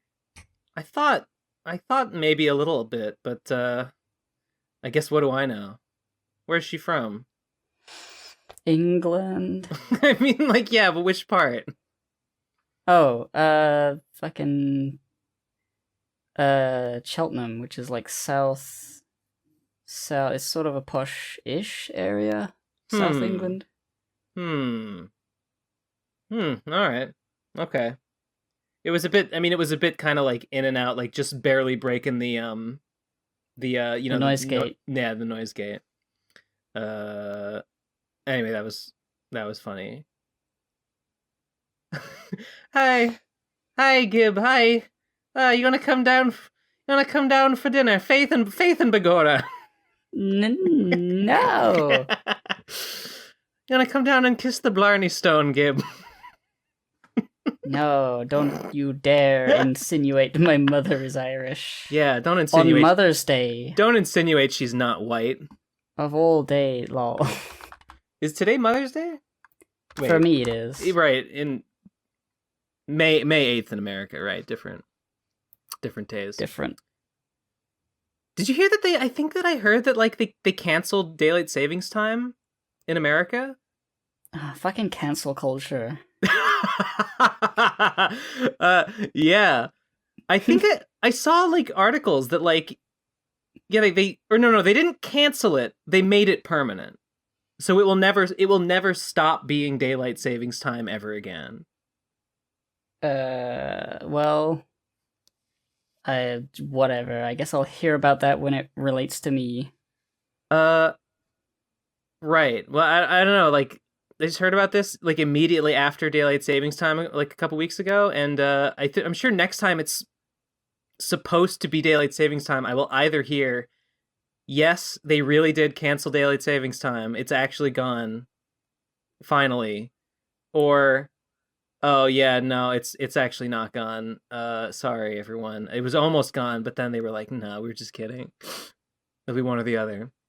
Breathless think pieces about why either one is the case. Hmm. Let's listen to. You want to just listen to them on SpeakPipe this time? Sure. Okay, I always get like fucked up, like moving the files into Discord. Oh, I'm logged out. What's the password? Here let me just say it out loud. No, it's so secretive. Let me just post a screenshot of the password in this Discord server where people other than our trusted confidants live. I should have another guest on. I mentioned Cybershell. I asked him if he wanted to be on last week, and he said he could not make it, but he would be on soon. Did not ask him again this week, although I would like to have him on again soon. I'd kind of like to get Snake back on because I thought Snake was pretty cool. Yeah. This is here's something that fucked me up. I was reading some of those. I don't know if this is insane. I don't know who's crazy. One of us is crazy. Not you or me or this person whose article I was reading. An article about like how to push your game, get your game seen by people. I think this was specifically in reference to like telling YouTubers about your game to try and get your game seen by influencers. This article said like send them an email. Don't inundate them. Send them an email, and then if they don't answer, maybe send them one or two gentle reminders. And if they don't answer after that, you should assume that they're just not interested. But they said like, don't like bother them. Don't annoy them with like, don't inundate them with emails. Maybe send one every, don't send more than like one a week or something.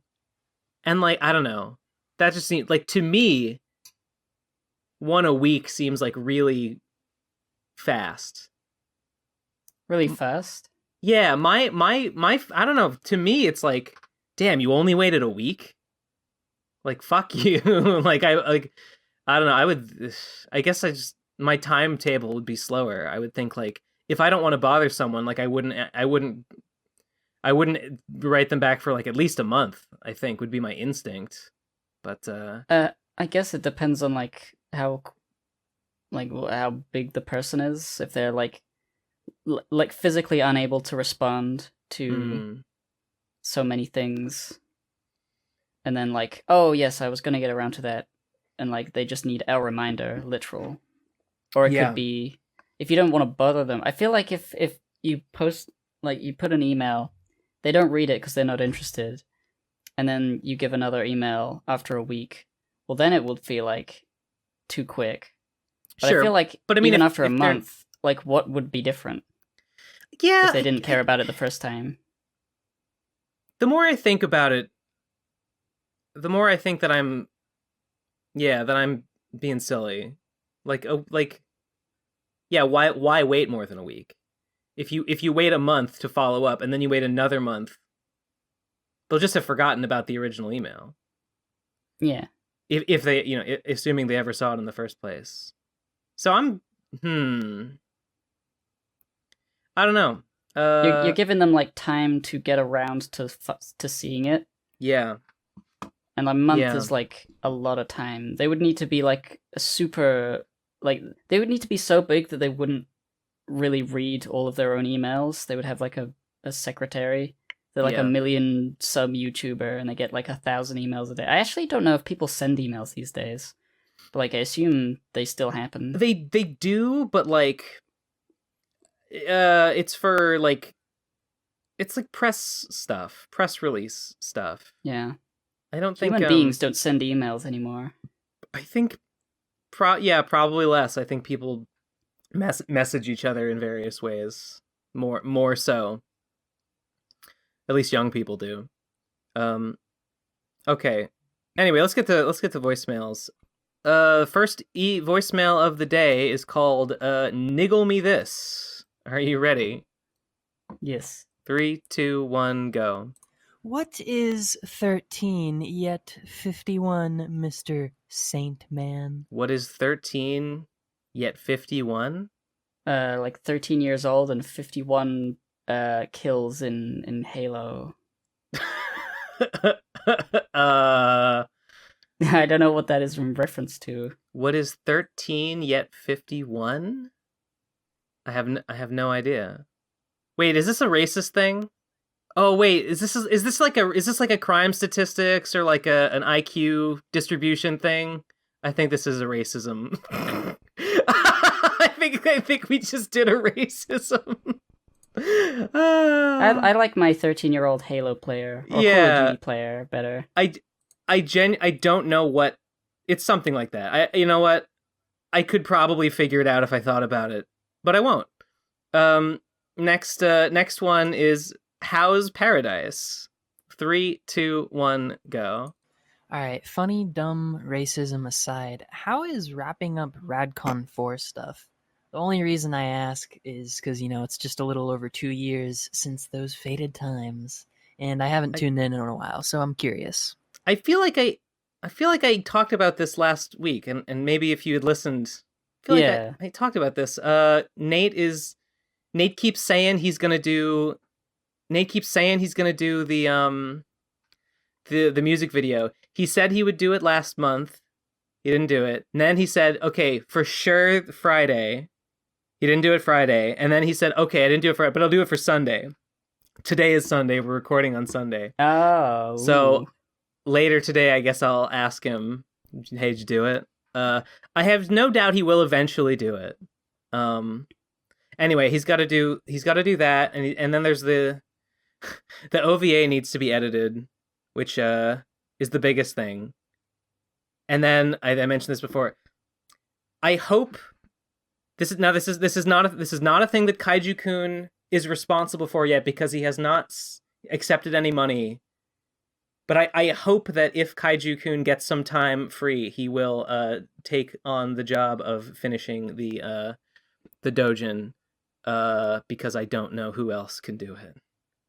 Because the other guy bailed. The other guy fucking... They bailed. They japed us. They japed pretty hard. Anyway, that's the answer. Next one is called T-Bap from Gibby Wibby Cutie Woody at itsthetruth.com. 3, 2, 1, go. Two best buddies bitch about pirates. Yeah. T-Bap. The Ben Saint and Give and Take Pirate Podcast. That's what did I say last week? I said whatever. I don't remember. I said something else. I thought you said something to like the podcast, but like the same. I made a TBAP joke about a different acronym. I did. I don't remember what it was, and then I said, "Oh, the Depot cast was my joke from last week." Because why not? Next one is called I Found Your Secret Ben. 3, 2, 1, go. Hello, Ben. Yes, I know your secret. I read the flight records, Ben Saint. I know. I saw you and Mr. Epstein quite close, were you not? I believe that bosom buddies. I believe that your brother will want to hear this. No, so don't tell him. Then he'll never finish the music video. Okay, you got me. Such mirth, such glee in those words. He loved it. He won me over, honestly. His enthusiasm for me being on the Epstein flight logs, it was just infectious. Okay, next one is called A Song. 3, 2, 1, go. Ben Saint, I'm going to come to your house. You better start running.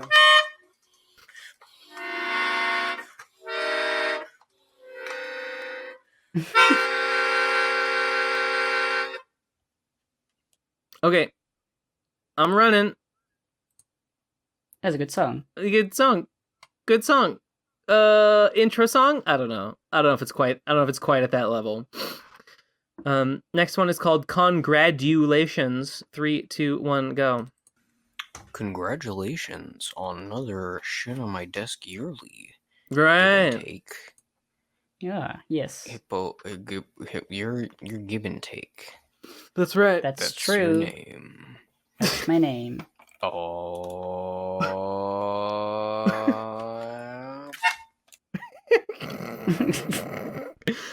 Yeah, Yeah, another Shit on My Desk yearly came out. It's number 6. how many more of those are there? I believe there are 9 in total. And this was what number 6, so wow. It'll be entertaining us for years to come. Yep. Huh? Huh? I just had a weird sensation in my face. And I'm wondering, am I having a stroke? Probably. Okay. Next one is called Dublin Wild. 3, 2, 1, go. Hi, Ben, Gib, whoever the fuck else is around. I've been skulking around RFCK for a while, and Based. I kind of just wanted to call in and thank y'all, because Slime and Punishment and Lord of Ghosts kind of lit a fire under me to like start drawing, and Aw. so Hey. I've started drawing, and it's all shit, but it makes me happy. So thanks, everyone. Well, shucks. Cool. Yeah. That's good. Good for you.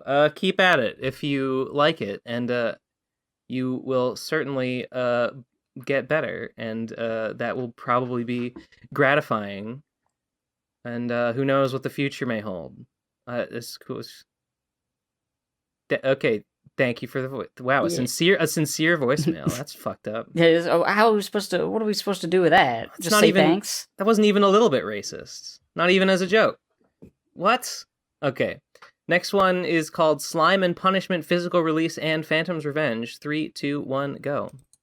Hey Ben, what are you gonna do about the game when you release the physical release of Slime and Punishment? Yeah. Are you gonna do like the Homestuck books did, where they took like screenshots of all their games and like put like text underneath explaining stuff? Or are you just gonna have like a big splash page which says like, okay, stop And then the reading game and then happens. go and play my game now. What are you gonna do, Ben? What are you gonna do? It's a good question.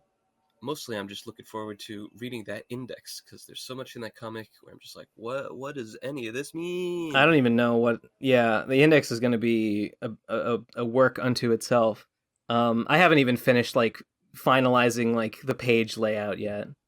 I think this week. I think I should actually like pick a layout, order a sample copy, and like get that process underway. Yeah, so for the game, I thought about this, and I think what I'm going to do is the game is basically indispensable to the comic. Like the game is like a very important part of the story. I can't just like cut away and be like and then go play the game. So what I think I'm going to do, and I think this will look cool, I think it'll be good, is I will just have a series of screenshots from the game that just sort of tell the story of the game. And what I'll do for like dialogue scenes is when possible, I will just have like, I mean, imagine for instance the initial, when Phantom meets the first Sonichu, right? It'll just be like the screenshot of them just looking at each other, and then underneath I will just have the text boxes as displayed in the game, and I will just show like probably just in like a vertical row, like all the text boxes in sequence of like Phantom says this, Sonichu says this, those.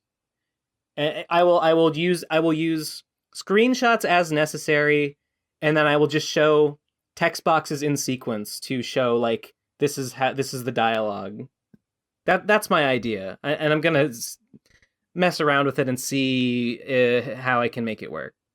That's the plan. Good question. I think it'll look pretty cool, honestly.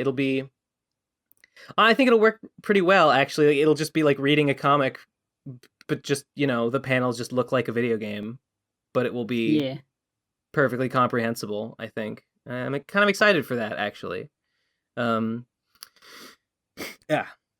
Something I'm not excited for is getting the video S Revert into book form, because I feel like it's going to be annoying to screenshot the video to get like images for the book, because the I don't know if I'm going to use the right word for this, but the video is all like interpolated.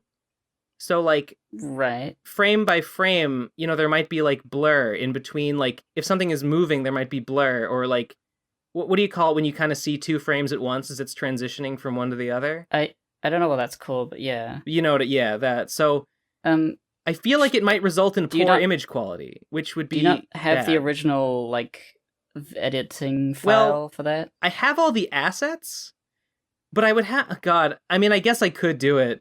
It would be a real hassle to like just take the original assets and just put them in like Manga Studio and just move them around and compose them into recreations of frames from the video. I mean, I could do that. But like, how was it created in the first place? Do you have like an Adobe Premiere file that you could like Vegas? Like, could you not like just scrum through that and find a frame that isn't like interpolated? And then like export frame, like that's usually a thing you can do in editing software. You know what? Possibly. Yeah, I might possibly be able to do that. It's a Vegas file. Vegas is a little bit feature light, but there's probably a way to do that. I think so. That's a good idea. I didn't. Yeah, I might do that if the. Yeah. All right, that's an option. All right, next one is called A Message for Cyber. Well, it's Shell, but it's got an apostrophe between the E and the L, so I guess it would be Cyber Shield. 3, 2, 1, go. Cyber Shell, I heard you're going to be on this week. I got a very important message for you. Here, 1 second. Let me just get my voice together. I'm sorry. He said he would be on soon. But yeah. Sorry about that. Whoops.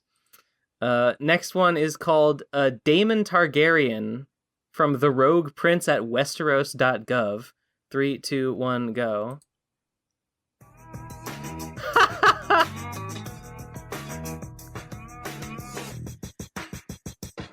Now there's a joke that nobody's gonna get. I don't get it. Preston Jacobs, in some of his older videos when he was talking about like Westeros history, he just has a joke where anytime he mentions Daemon Targaryen, he refers to, I guess he just thinks Daemon Targaryen is a badass, or the books just treat Daemon Targaryen as a badass. So he always refers to him as Daemon Targaryen, the Rogue Prince, and then he plays that little music sting as like a panning shot up to Daemon Targaryen's face plays. It's in like one or two of his older series, so I appreciated that voicemail. Daemon Targaryen, the Rogue Prince. Next one is called Twilight Roaster. 3, 2, 1, go. Then, instead of damage being tied to level and animation frames, just have static damage, so you can control it yourself. This isn't immersive sim or RPG. Why would you ever need everything tied to everything? Animation playback is one thing. Damage tick timer is another its own thing. Both free to control, just that simple. Meanwhile, damage numbers are the only thing. Disconnected from this spaghetti of code. Then, you are done. I need what's the point? What's the point of, first of all, I mean, if it's always the same number of frames, then the damage is consistent. What they're tied together. They're tied together so they don't become discoupled from each other, which I mean, what if your computer slows down and the frames are different? Well, if there's slowdown, it will still render the same number of frames. It'll just do it slower. I guess. I mean, some things that I know that in some games, things tied to frame rate mean that if anything affects the frame rate, such as a computer, like being unable to run quickly enough, it changes the gameplay, not just like visually what's happening.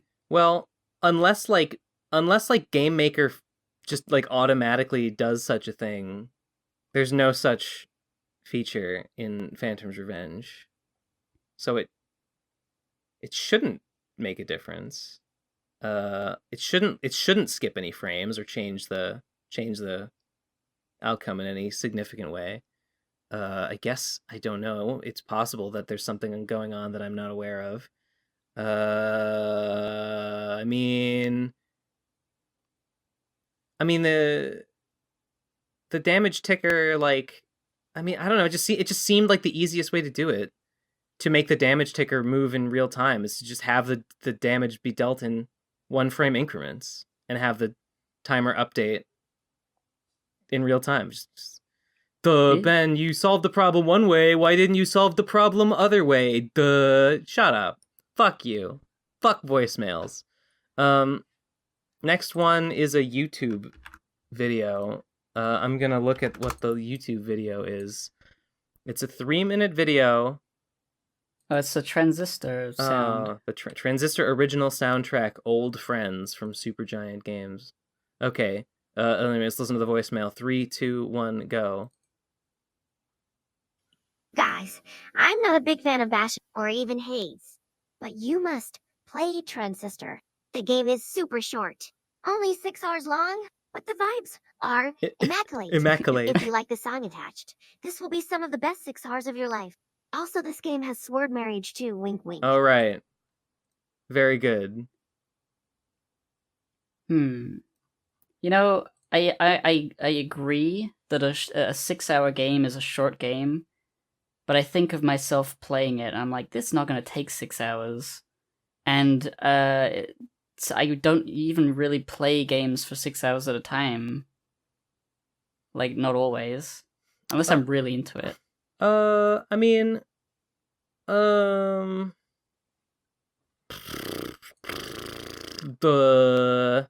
I guess since I like Hades so much, I guess I would consider taking a look at Transistor. I mean, I would play. I'm not against it. I definitely play in 6-hour bursts commonly, so that's not a problem for me. I might be able to finish it in one sitting. I mean, it's a. But I'm gonna listen to like 2 seconds of the game. Sounds pretty good. Music sounds pretty good. I thought of something. I had a thought. Let me tell you my funny joke that I thought in my head and didn't tell anyone. Last week I was talking about the music in Hades, and I said there's some kind of, there's that something sort of guitar, and you asked Spanish, like, is it Spanish guitar? And I was thinking about that, and the joke that I wish I had made at the time, this would have killed, is I should have said, I don't know, a Spanish guitar from a Mexican pizza. Right? Killer, right? I don't get it, but yeah. smashing. Anyway, I might play Transistor. I might. I just got a comment on my YouTube channel. This is unrelated. This is not a voicemail, but let me read this comment.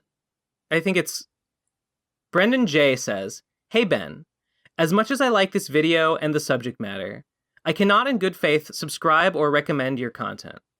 Why did you say the N-word? I suspect it is because you were in a space where you, 1, felt very comfortable using this offensive slur, 2, knew no one would call you out on your behavior. You could have just said N-word, or even F-word." Wait, what? That's... Okay, alright, whatever. Okay, anyway. "I don't think you're a bad person or regularly engage in shitty behavior like this.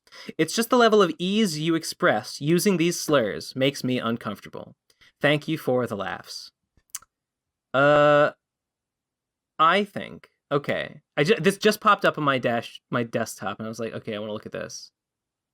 What do you think? Do we kill this guy? I'm gonna kill him. That's not true. I'm joking. I mean, people are free to decide whether to recommend a person. So, like, I don't know. Yeah. I agree that this person is right. In hindsight, I could have just said N-word. And in fact, I kind of think I should have. If I were going back, I think I would just say N-word. Because I'm pretty sure Tails Gets Trolled prints it with... I'm not sure if it originally printed it with asterisks, but like now when you read it, it's got N, like asterisk, asterisk, asterisk, asterisk, R, I think. So are they talking about a specific time? I don't know if it Tails Gets originally Trolled did. lecture. Yeah, in the Tails Gets Trolled, because there's the words of power that cause you Oh, I see. that kill your enemies, and the N-word is the ultimate one. I think it just kills you instantly. Or it kills your enemy instantly. Doesn't it? It kills yourself instantly if you say the ultimate word of power. Yeah. So, I probably should have just said N-word, honestly. So I agree on that. Yeah.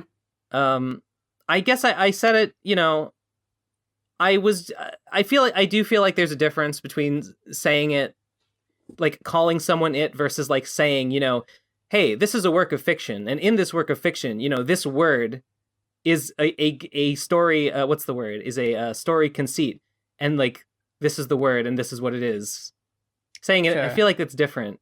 So it's I don't know. Different, but like there's no detriment to putting the N-word in place of it when you're talking about it. Honestly, there would have been no detriment to just saying N-word. So I guess it's not like agree. People are confused about what that means. Yeah. I mean, that's my answer to the ease of I expressed using them. I don't know if I would say I was using it. I wasn't using it. I was saying it. I was referring to it by its name. So I agree with some of this comment, but not all of its spirit, I guess. Also, I'm confused by you could have just said N-word or even F-word. Do I also say you say the F word? Do I also say the F word? I don't remember if I say it. I might. I mean, it probably comes up. It's Tails Gets Trolled. Those trolls are very foul-mouthed. Yeah, probably. I mean, I guess he's right. Actually, I guess Knuckles and Shadow are very foul-mouthed. They're all foul-mouthed. They are. They say all the words. I wonder... Now, I don't know. He might be consistent about this. I wonder if this person would recommend Tails Gets Trolled, despite the fact that it contains those words. Maybe he wouldn't. Maybe he'd be like, I can't in good faith recommend Tails Gets Trolled because of the ease with which they use slurs. It makes me uncomfortable. It's possible. I doubt it. It could also, but it's possible. It could also just be that the people that they would recommend it to would be taken aback and offended if they heard you say it. It's honestly fair enough if you're like the fact that I say that in the video is like I can't show this to anyone. I get it. That's one reason why I think if I were doing it again, I wouldn't say it. I don't feel like it added really anything, and it's it's kind of like how I feel about Usopp's design. If somebody doesn't like it and finds it offensive, finds it like to be problematic, a problem, affects their enjoyment, they can't recommend One Piece because of it. Like, yeah, that's fair enough. And I think it's a shame that he is designed in a way that makes some people feel like that. I think it's unfortunate. And for that reason, I kind of wish maybe he had not looked quite like that, perhaps. But it is what it is. So, okay. I guess that's all I have to say about this YouTube comment. We did. Okay, the next one is called, Is Tixie Still Getting a Cut of the Radcon 4 Profits? Since she's not a member anymore at gmail.com. The answer, I think I talked... Yeah? It was 1 second long, so yeah, that's the question. Yeah. I think I talked about this last week. The answer is yes. She is still getting a cut because she was involved. I am getting part of what she would have gotten because she did not follow through on her stuff, specifically with Road to RadCon. I would like to take all of it. I would like to deny her everything, but I can't. I can't. I don't have any grounds to do that. I think she deserves less than everyone because she famously worked the least and complained the most, and then wasted all of her time with the lecture that she decided to trash. But I mean, she was involved, I guess. So Yeah, I mean, it's part of the initial agreement. She's entitled to a cut, and that's it's sad but true. Sad but true. Yep. As I rail against the cruel fate. So yeah, she will get a cut. Okay. Next one is called "Does Ben not like Ash Vampire? If so, why?" Wait, where's that? If you reload the second page, I think we got another one and it pushed everyone all of them down. Okay. It's just the question. No, I don't like Ash Vampire. First of all, why do you even know who that is? Stupid. Ash Vampire is totally irrelevant. So you must know them personally. In which case, I feel sorry for you. Ash Vampire is 1, a dummy, 2, a Nazi. That's it. No, I don't like Ash Vampire. They went on a deranged rant about how George Floyd was just as bad as what was the cop's name? Something. He had a funny name. It was like Bigot or something. It was like no, it was John Bigot. No, he genuinely his name was like Chauvin, like chauvinist. Oh, yeah. Derek Chauvin. Derek Chauvin. And Ash went on a deranged rant about how George Floyd was actually just as bad as Chauvin. Just as bad for being murdered as the guy that murdered him. They're actually pretty the same when you think about it. They're two sides of the same coin. No, I don't like Ash Vampire. If you're Ash Vampire's friend, you're an idiot, and I don't like you either. And I mean that. Lamau. Also, Ash Vampire is just a dummy, and I haven't listened to their Bionica lecture, but I'm sure it sucks because I have talked to Ash Vampire. And they're an idiot. Like they're I used to talk to them about they used to be in my Discord server, and they used to just bore everyone with like wanting to talk about like the submarine that they used to work on all the time, and everyone would talk about them behind their back because they would like talk about how like they would talk about stuff that happened like on the submarine that they were stationed on.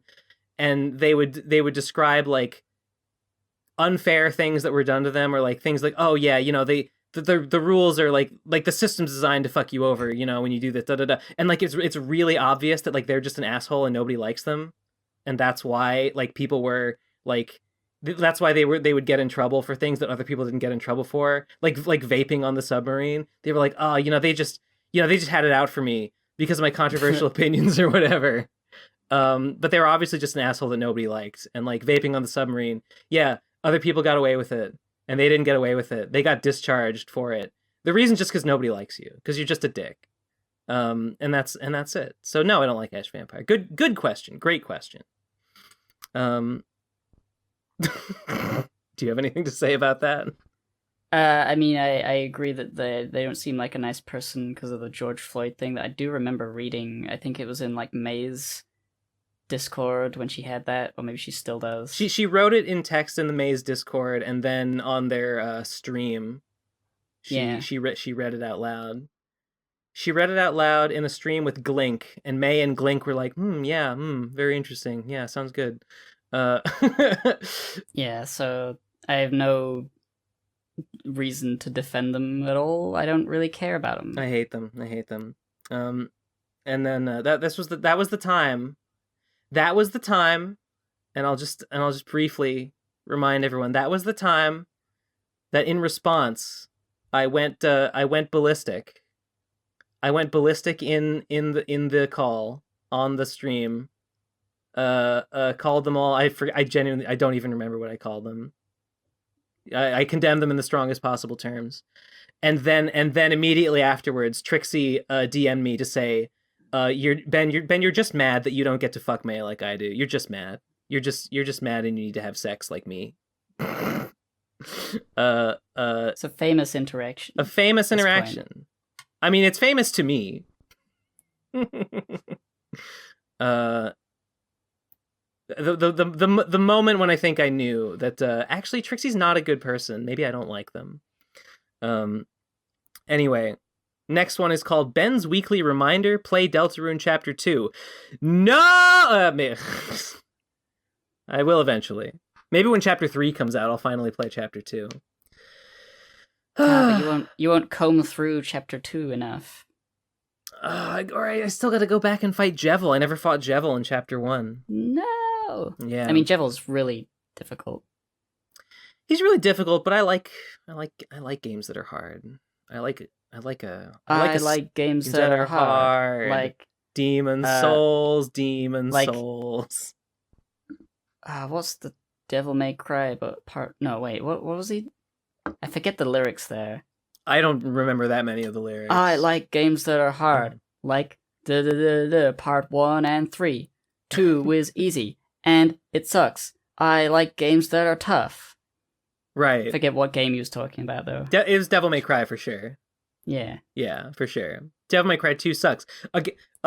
Famously, everybody knows this. Yeah, I played Devil May Cry 1 at my friend's house, and I loved it. And then Devil May Cry 2 came out, and I rented it. And I was like, hell yeah, Devil May Cry 2. And then I played it, and I was like, this sucks. And then I never played a Devil May Cry game again.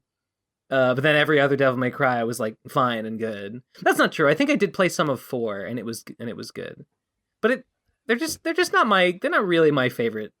Character action games are not really my like thing, and that's fine. Things that are tough is too tough for me. You beat Phantom's Revenge. It's kind of hard. That was a thinking game, though. I like thinking games. I don't like stress-inducing like reaction time games because it's using my muscles, and I don't have any of those. I see. My brain's real big, but my body is a skeleton. There's nothing there. You gotta play to your strengths, I guess. Next one is called Twitter Sparkle. 3, 2, 1, go. Do you get those people on Twitter? You know, those people that go around saying that depicting everything in media is bad. No toxic relationships, no crimes, no enemy balloons. And, especially, no Rule 34 of anything that isn't an adult human being. They even came after those bloody gory MLP cartoons. Where do they all even come from? God, I miss Newgrounds. Twitter, Sparkle, Newgrounds still exists. It does still exist. In fact, it's had a resurgence a bit vaguely recently. The Clock Gang is still posting. What was up with those clocks? I never really clicked on any of those. I was just like, why are there clocks of everything? They were just a group of animators who just kind of had they were sort of a gang who all kind of themed their animations similarly. Damn, that must have been the life. That's exactly what I want, is to just be in a fucking art gang making a splash and a scene. That's all I want in life. And I've been cruelly denied it. What do you have to say for yourself? I mean, well, defend yourself now. Well, I mean, we could start an art gang. I'm doing things. Yeah. It just, yeah. I mean, what gang. constitutes a gang? I don't know. Do we need more people doing it? It's a good question, honestly. I don't know. I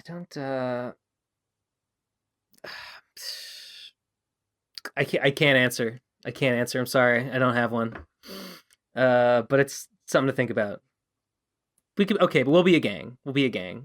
Yeah. Well, what makes a gang is we have to wear headbands and go around with bats with nails in them, bashing stuff. And we gotta go and we gotta snap our fingers and go and break into song when a rival gang shows up on our turf.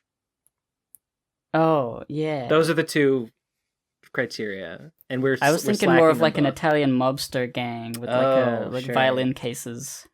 That's also, fine. That's cool too, I guess. Next one is called Cyborg Ben Saint Sex Doll. 3, 2, 1, go. Ooh, oof, getting close. Oh fuck yeah. Yeah, this I'm gonna sounds like come. me. Taru. Thanks. Have a great day. Taru? The fuck does that mean? Taru. It's your famous catchphrase. Haru? Taru. Taru. Oh, 56709. Oh, Taru. Taru 56709. You know that? You know the 56709? Of course I know an okay. Awu 56709. Okay. Yeah, of course. Next one is called We've All Thought It. 3, 2, 1, go.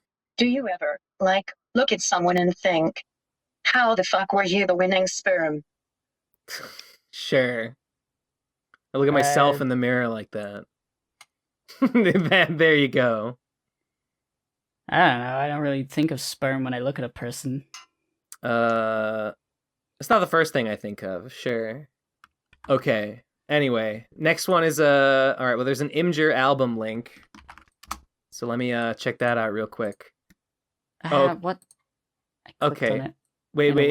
It says voicemail is unrelated, so react to this first, please. Okay. Getting people to playtest your game to catch all the bugs. You fucking lizard, replay the entire game now, you loser.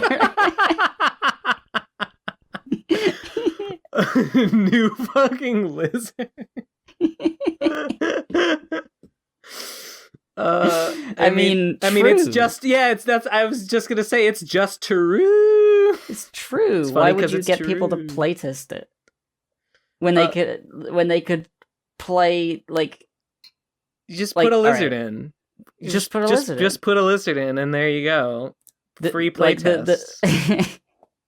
I get the implication might be that if I'm going to make versions, I should have a beta or an alpha. I think we will eventually do that.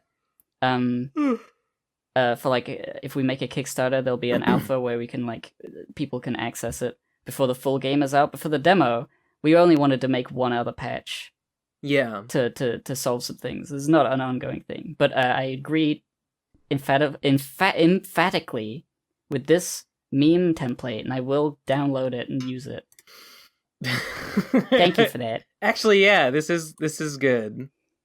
This is reusable. It's very funny. Okay, well, the voicemail it's rant about voice fakes at twitter.com. 3, 2, 1, go. Do you have any idea how hard it is to find a good voice deepfake? This is my third. Actually, now it's fifth. Account on play.ht. Fakeyou.com is pretty great and free, but it doesn't understand punctuation at all. I have to break sentences into tiniest chunks, thinking like characters I am using would. And even then I have to retime it all in Audacity to make it sound natural. And when character doesn't know a word, or its acronym, or a number, I have to use other words and splice them together. Trial period has expired again. Oh, and those Nostalgic Critic and Linkara voice banks. No way, Nostalgic Critic never said katana or anime. But somehow it understood. Sonichu. Understood. Wait, what the fuck? Was supernatural. Not a single voice bank there has the word anime. I'll just put Google Translate voice in next time, cause fuck that. P.S. Want to hear something funny? Here you go. That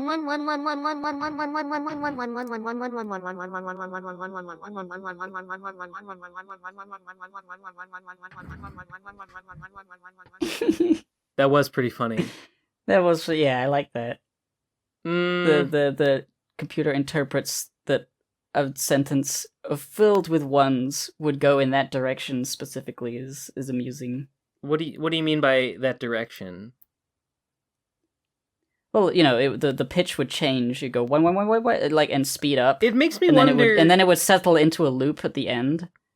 Like, why does it think that a sentence like that should go that way? It's like Yeah, I did wonder funny like seeing why how the why brain are some of decides them that. at different pitches and stuff? Like how does It's it? like, oh, people talk like this at the beginning of a sentence. They have a horizon and the like. I noticed in some AI things, if you put a question mark at the Mhm. end, it'll read it all, and then it'll like have the upward lilt of like a question voice in there, like not just at the end. Mm. Like the way people ask questions is like kind of specific. Sure. My fucking superintendent or whatever you call him is like bellowing at my fucking out his fucking window over my house again. I hope that's not picking up on my microphone. I guess it's I do not hear anything. I mean, I can faintly hear it. What is he? He's always yelling. He's always yelling about shit. He doesn't know how to leave a voicemail, so he just waits until we're recording and then screams it. Next voicemail is called there's no voicemail, it's a second long. Well, there's a link. I'm gonna follow that link. voices.com/blog/how to submit a podcast. Okay, right. It's because I didn't like hearing that one voicemail where you explained something or other. No, Tom actually got back to me. With what I was hoping wouldn't happen, but Tom got back to me with an explanation of how to do it. So he said like he might do it, but the fact that he explained it to me makes me think like I'm probably just gonna have to do it from now on. Okay, whatever. How to submit a podcast, whatever. Okay, next one is called Please. 3, 2, 1, go. Ben, can you please put the podcast on Spotify? I'm gonna fucking kill you. Probably I will do that. Only because Tom finally... I'll have to figure it out. I mean, he gave me an explanation, and it was really long. He sent me, like, several paragraphs. Well, it was split into lines, but it was at least, like, 20-plus lines. So, like, there's steps involved, and I don't want to do it. I don't want to learn how to do it, but I guess maybe I will. Next one is called Fan Theory on Tom. 3, 2, 1, go. Fan theory on Tom. He moved to Virginia because that's where Nate is, and he was thinking that Trixie's there too. Well, is that where she lives now? But anyways, I know Nate lives there now. So right? Yes. I don't know. Hopefully That's I'm right. right. If I'm not, fuck you. You're definitely wrong that is why he moved there. But you are right that Nate does move there. Trixie also lives there. So, I mean, I don't know. It would Any day now. PCPHQ. Yeah, 3 of them. I don't know, I don't know exactly where Trixie lives. I don't think she's like that close to Virginia Beach. Nate is in or around Virginia Beach. And Tom, I don't know where in Virginia he lives. So I don't actually know how close. Tom could be like way out in like the boonies part of Virginia, perhaps. I mean, it's all boonies, let's honestly. But it would be really funny. It would be really funny to see like Tom in like a Trixie vlog one of these days. After all, she's done. I mean, she didn't do anything to him. I guess so. Well, she sort of dropped IM Games. Or like wasn't... I guess it's not really that much. She did, yeah. He seemed a bit like... maybe not even offended or maybe not even hurt, but like at least confused that like she didn't even mention IM Games in that one time. But like, I don't know. I don't really know how Tom feels about anything. So I don't know. I guess it would be... I would be surprised. I would be surprised to see Tom in any like Trixie thing. But I guess I wouldn't consider it like impossible. I wouldn't like it, obviously, but like all kinds of things I don't like happen, and that's just life. Next one is called It is kind of funny. Like, yeah, they all live in Virginia. I don't know if they talk at all anymore, any of them. So maybe they'll just live in around there and just not have anything to do with each other. I don't know. I don't know. I just don't know. Next one is called More Buffalo Bill, Please. 3, 2, 1, go. Okay, that's it. I don't know what you're talking about. Wasn't that a voicemailer called Buffalo Bill? Oh, there was. Yes. Yeah, why are you asking us? I mean, I guess they're just getting the word out. Yes. Okay, now I remember. Next one is a YouTube link. The video Discussion about the best video game. Wait. Okay, this one is a link to a soundtrack piece from the other Supergiant game, Pyre. So I wonder if this is the same voicemail. Anyway, yeah, it's called Gushing About the Best Video Game. 3, 2, 1, go.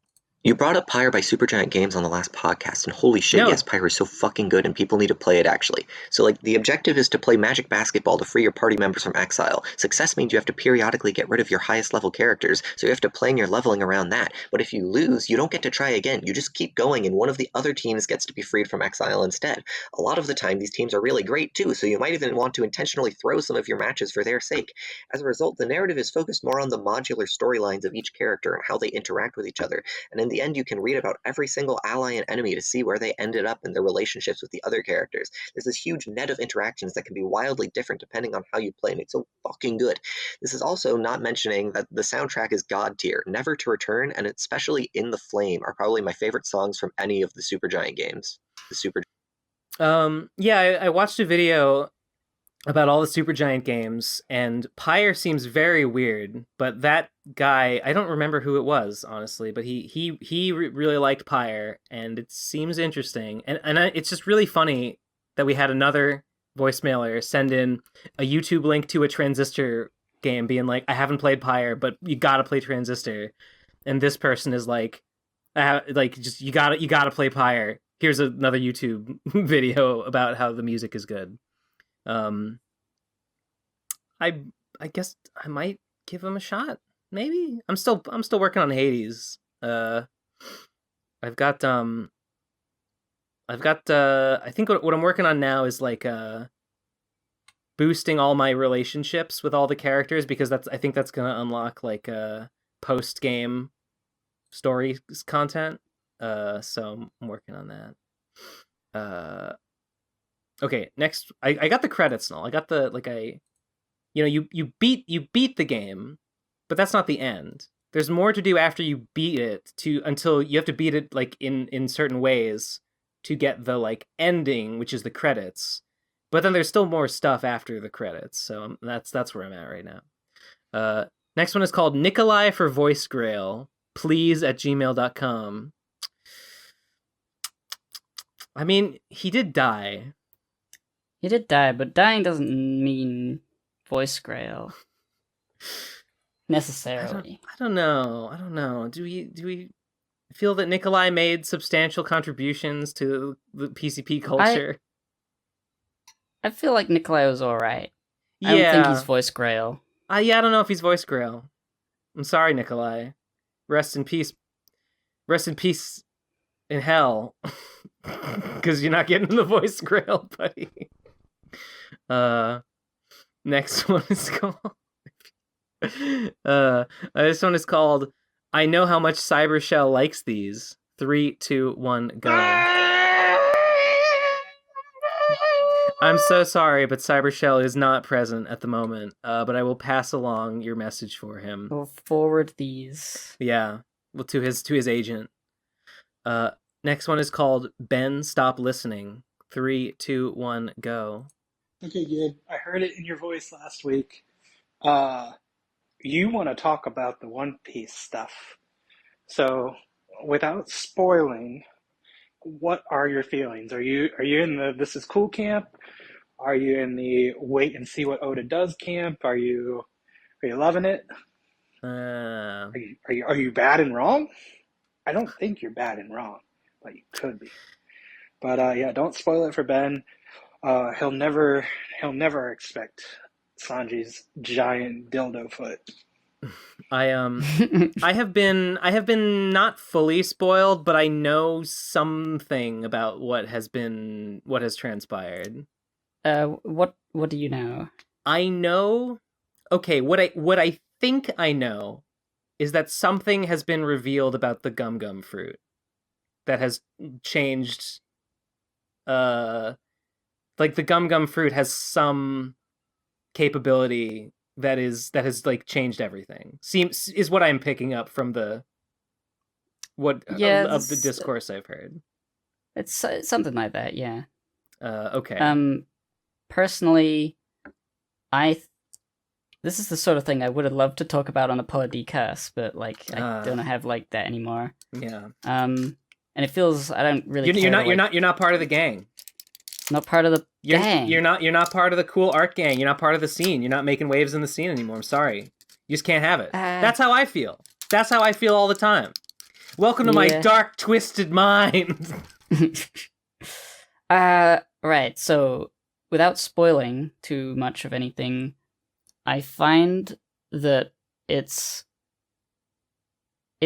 I can see that it came to this point, and people say that it's like, Oda planned it. Just look at this. Just look at that. And I'm like, cool. I think it was a bad plan, and it undermines a lot of themes that of the whole thing.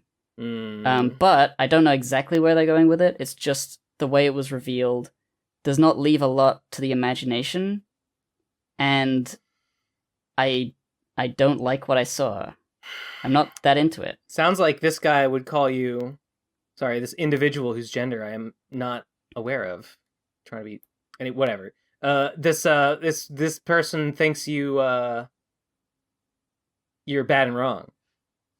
I mean, maybe I am, but like I'm not like seething and like if this was on a podcast, I imagine Nate would be screaming and I would be like agreeing but not screaming along with him.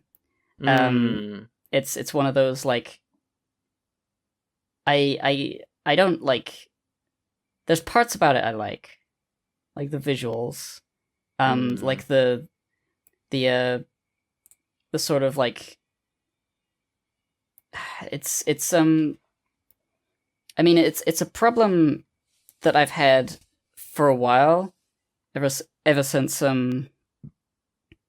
like it was sort of shifting like the importance of Luffy as a person. Mm-hmm. Like he was already always kind of important because he had like very powerful and notorious relatives. Yeah.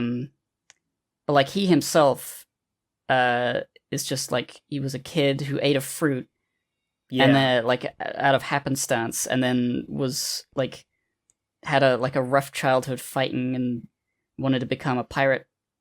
And it's like that's his journey of his like journey of just trying to be a pirate. I mean, not even and now about... it's becoming it's becoming a bit more like and it was always meant to be, and I'm like not even about this the latest revelation, which I'm not even aware of, but like other things, like the fact that his dad is like his dad is the leader of the like revolution, and like his brother is this captain of the first mate of the Shanks crew, and he's got the White Bear pirates. That's what I meant. He's got all these powerful relatives, and like Sanji's got this like his dad is like king of the whatever. Yeah, I think I have the same feeling about that stuff. It's like, why has he got it? It's like I haven't watched the new Star Wars, but like how they made Rey like, oh yeah, Palpatine's her grandpa. It's like why? It couldn't possibly be a story about a person who just is exceptional for their own from themselves. I mean, I think of like a really good protagonist, which everyone agrees with, is Guts from Berserk. Yeah. Like he's overwhelmingly strong, but that's because he was fighting since he was like 10, and like he's had a really tough life, constantly fighting in bandit wars, and then like fighting with like cell swords until he was a young adult, and then fighting with the Band of the Hawk through his whole into adult life. Mm-hmm.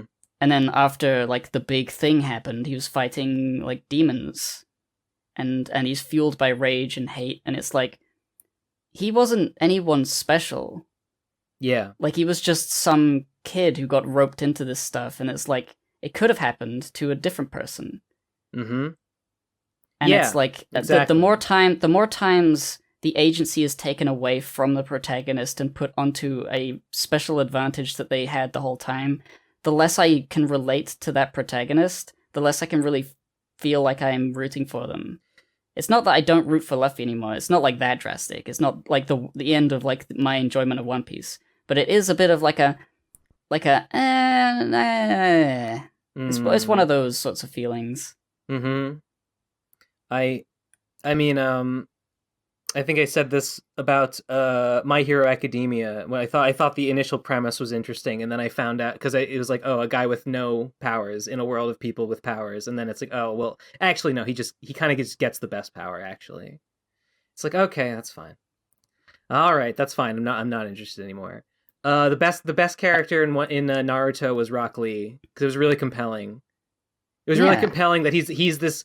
Everyone else has all these fucking wizards who have these like magic spells, and like his thing is like he doesn't have any spells. He doesn't have any fucking super magic. All he does is like he just trained really hard, and he's really strong and tough, and he knows what he's doing, and he just makes it work. He just makes it work like that.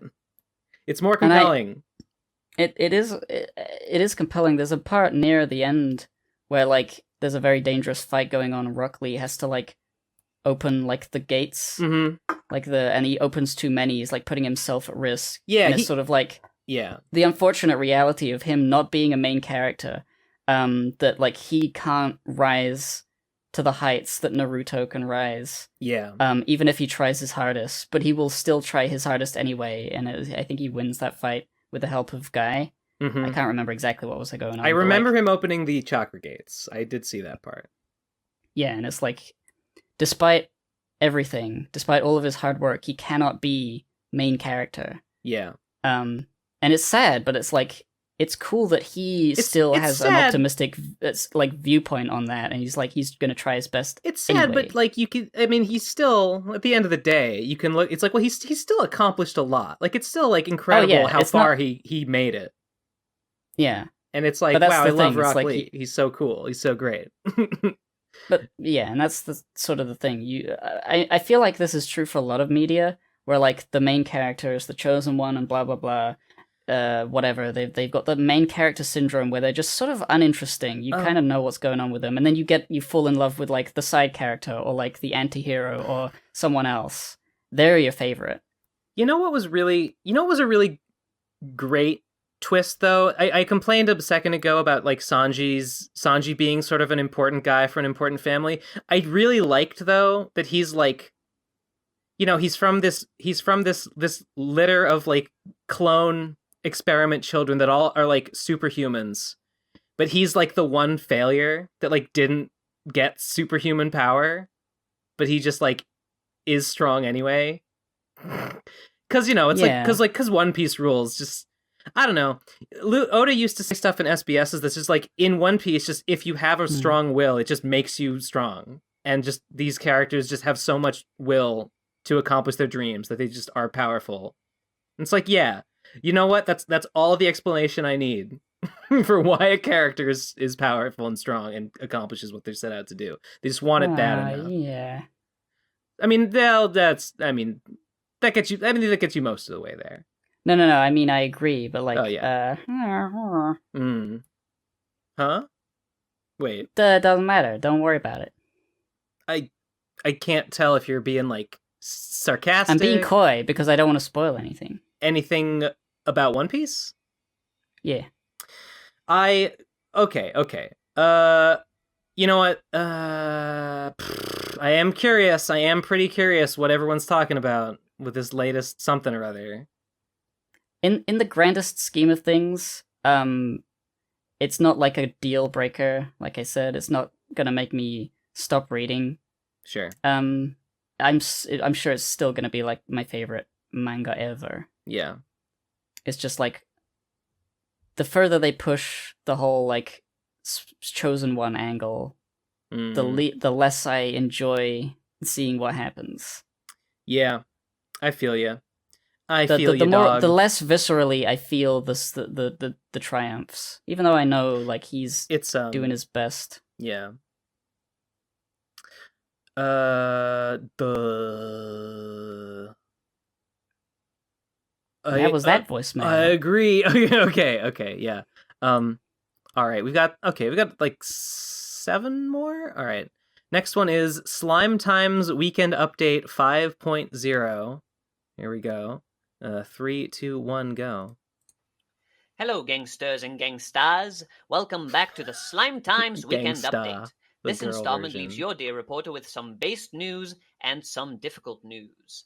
Last week was a week of changing alliances, while this week culminated in slightly more sobering events. Since there's much to report on, and this is also a bit of a catch-up job for last week, I'll be separating this news segment into 2 parts. Last week, Rowdy Loom, a robot girl, switched over to Killers, while Mischief, a humanoid rabbit, switched from Killers to Rowdies. This was dubbed a cultural exchange program, though either gangster may decide to stay with their new posse if they find it just too cozy. In addition, Killer Ungen managed to trick Matt into pardoning himself while trying to pardon another player. Shortly bereft of his Rowdy affiliation, Matt quickly proceeded to don his best purple flannel and take a nice little picture. Finally, last week, the Rowdy Territory Control Party known as Kapapalooza took place, as organized by Soba, during which Rowdies blasted music, shouted like idiots at each other, and turned the entire map pink. Ha! Based? I mean, I shouldn't celebrate something like that. That's pretty based. That it's kind of based, though. It sounds like fun. All right, well, there's a second part. Slime Times Weekend Update 5.1. 3, 2, 1, go. Part 2. This week, the curator of the Nalakakam Museum decided to hold a celebration in the saloon and drop some archaeological hints. As a result, a new area outside the city was discovered. The dark and dank caverns which harbored the Ark of the Sludgenant, another relic of yore. Rowdies were the ones to solve the riddle and open the cave, but due to the obstruction of a gameplay bug, the killers ended up catching up with the thrashing explorers and were able to take the artifact for themselves. Unfortunately, the frustration of this event proved too much for a few Rowdies, and they decided to take a break from the gang warfare. Tragic. They also took some time to complain about the Stay community dead, and the I hope. killers in I hope they relation went to stay dead. long-standing issues, and the whole event had people from all sides pretty bummed out. Here's hoping hearts will be uplifted in the weeks to come. That's it for this time. And remember, the slime time is the best time. Oh, there's more. Seem to have some time left. Fuck you, guy who said the PCP episodes were too long. Fuck you for telling us that we shouldn't send in voicemails this week. Guess what? This one is twice as long. That's right. A full piss minute in your 20. general direction. Your mother was a slime corp grunt, and your my father God. was a stay dead. That's pretty much the 2 worst things you could be. I was gonna say, I hope the ones that decided to take a break from gang warfare, I hope what you mean is that they committed suicide and went stay dead. Historically, that is how you register disdain for gang violence, is by killing yourself and being a ghost and hanging out in the sewers. I hope that culture is still alive and well. Oh,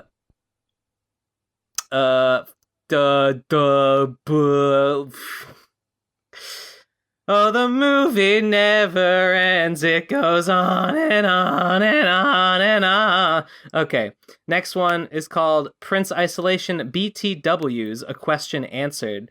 3, 2, 1, go. Oh yeah, you guys were asking where that little message is, where you say that the PCP still has a hashtag that takes Twitter questions. It's on the PCP voicemail SpeakPipe page. When you click the link, below your videos on the description, yeah, that's where it is. Oh, I see. I didn't even, okay. All right. Maybe we should update that. Maybe. Okay. Next one is a Vocaroo file. All right, 3, 2, 1, go. Oh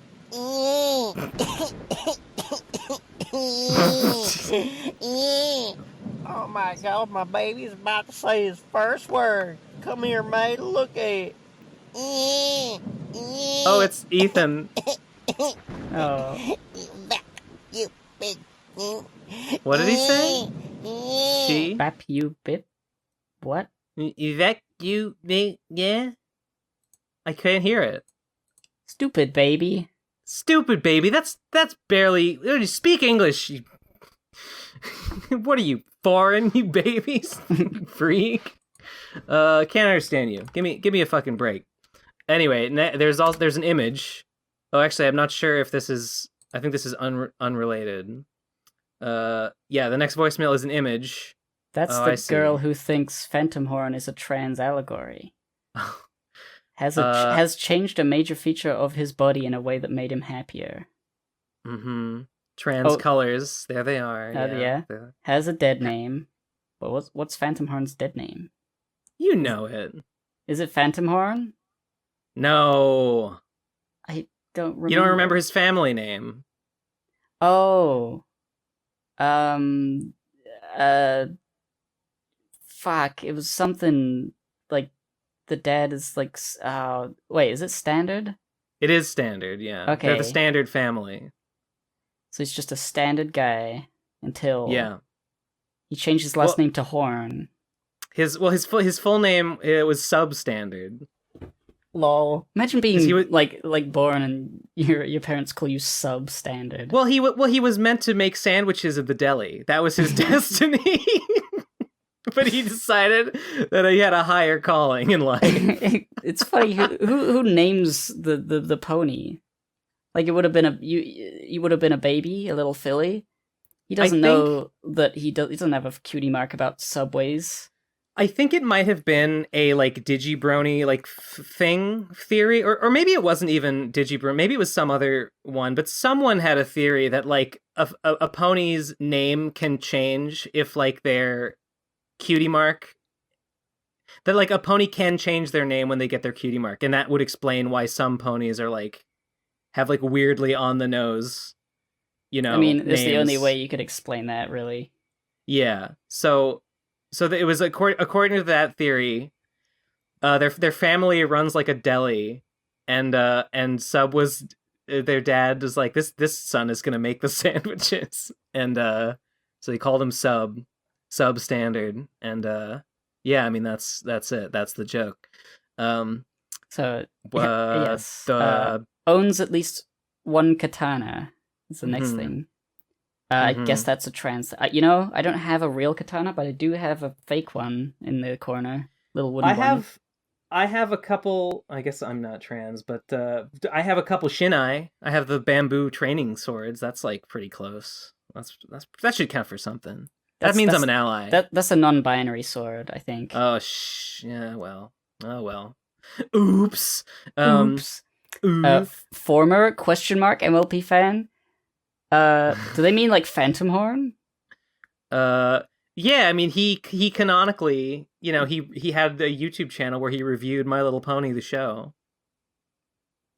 What? So did you ever like explore like the in-world like implications? Like is Phantom Horn watching a show that takes place in his hometown? Yes. Like a documentary? The answer is just no. I think it's honestly, I'm not sure if it's like if like this is a documentary about like Princess Twilight Sparkle coming to live in Ponyville, or like if it's about filmed like fictional on location characters in a real fiction. setting. Yeah, I'm not sure which of those is true. I don't think we ever really thought about it. One of them is definitely true. Actually, that's a great question. Like, are the main six and like all the events of the show, like, are they canon to the TBAP universe? I don't know. Maybe I should ask Nate his opinion about it. Like the TBAP universe is the TBAP universe is the My Little Pony universe if nothing interesting happened. Is the TBAP universe is the Brony Analyst universe, because like Give and Take and all the others. I love Kim Possible a lot, technically, because you appeared in her video. I did.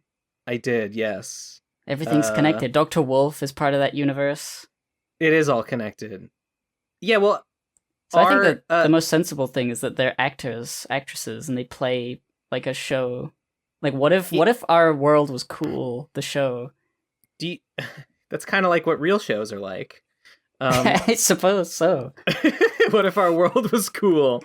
Do you think that's how it is with the Brony analyst community at large? Are the events of My Little Pony merely fictional events set in the world that those YouTuber avatar characters inhabit? Yes.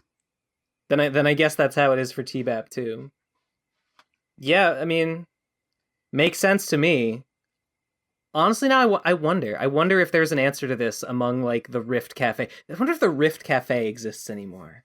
I very much doubt it exists in any form like it used to. I mean, I would imagine people just like are still friends. I mean, some of them still do pony content. There are still pony YouTubers still pony tubing. Is Dr. Wolf still releasing like Analysis Anarchy episodes? I think he is. Yeah, I think so. Incredible. Now I shake my finger. I wag my finger at anyone that tells me that Phantom's Revenge is too niche and can't succeed, when Analysis Anarchy, is a cultural juggernaut and a powerhouse. Like it's maybe not just as stupid or just as niche. I mean, Team Fortress 2 is something that more people know about. It's Team Fortress 2, and it's like jokes on the level of Big Bang Theory. Yeah. Honestly, I guess it is even more niche than Analysis Anarchy. Were you there in the panel room? Yes. That we went to in the BronyCon 20. I was. Something. We sat right behind Chris Chan. Oh God, she was there. She was like right in front of us.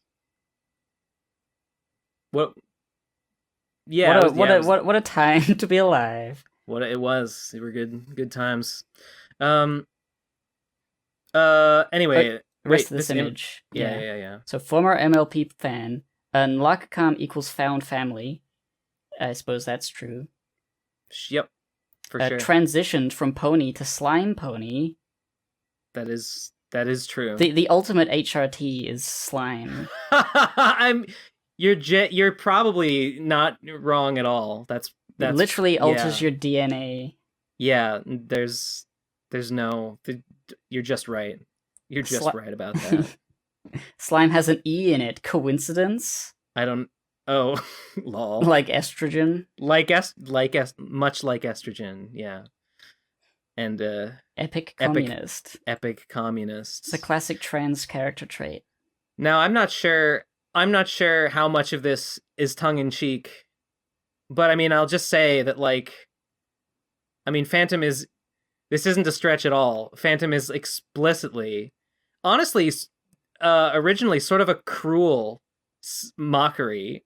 That's overstated. He's sort of a cruel send-up of being trans originally, in a way that I feel some guilt over, in the way that I originally envisioned it. I didn't mean him as I didn't mean him in like a cruel way, but in hindsight, I feel like the way that I designed him in a way that was commenting on gender stuff. I identify with having a horn. Yeah. I don't really. I mean, I Phantom wouldn't Horn do it the literally same has way. like purple hair and has pronouns. I mean, he literally does. He literally has blue. He has Unbelievable. blue fur and pronouns. What could I say? What could I say about him? I guess I was just defending being transracial on this very podcast, and that's basically what Phantom is. So he was sort of supposed to be a I hate to say it, this is true, but I think he was kind of supposed to be an SJW that takes it too far. You know what I mean? He's like, oh well, this he's just taken it. He's just gone too far with all this his progressive values or whatever. And now I just think he's I just agree. I have come to just agree with him unironically. That's character development. Yeah. So he's no longer a joke. and that's character development. Yeah, you're right. You said it. So there you go. This image is just correct, I guess. More or less. True. Good. Yeah, true. All I can say is true. Yep. Okay. The next one is called One Piece Lamau. 3, 2, 1, go. Yo, Ben. Hope I still made it in time for the podcast to go. I heard you had trouble getting it on Spotify and Google Music and stuff, so I hope I can help you by saying, you got all the distro kit, man. I heard it's a really great service, costs like $10, so you have to log in, and it probably tells you what to do. I don't really know, so maybe check it out. I thought I'd help What's he you, but recommending? obviously you don't know how to do it, so I thought something Spotify. So keep it up. I haven't been listening to the podcast in a couple of months, so because it's up on Spotify. I'm like, where else am I going to listen to it? So hope I could help. Bye. Thank you. Thanks for the voice. I think that was a joke. No, I think he maybe just didn't realize that's what he sounded like. Like if you do it through your phone and you don't listen back to it. I can't tell if that was like a serious voicemail or not. I could barely make out what he was saying. I think he was just saying, hey, he was recommending some service that does something that helps with putting it on Spotify. Okay, well, thanks. But I think you need a little help getting it on SpeakPipe. Getting it on Speak? Yes, exactly. Yes, you got it. You gotta fix your own house. Fix your own house before you try to clean up my living room, buddy. Next one is called Puns 4 Weeks Late. 3, 2, 1, go. In episode 302, you were trying to come up with puns for marriage, divorce, and a cliff. How about they'd been in a rocky relationship? What? Oh, a rocky relationship. Yes, in a Slime Times Weekend update about the two people getting married.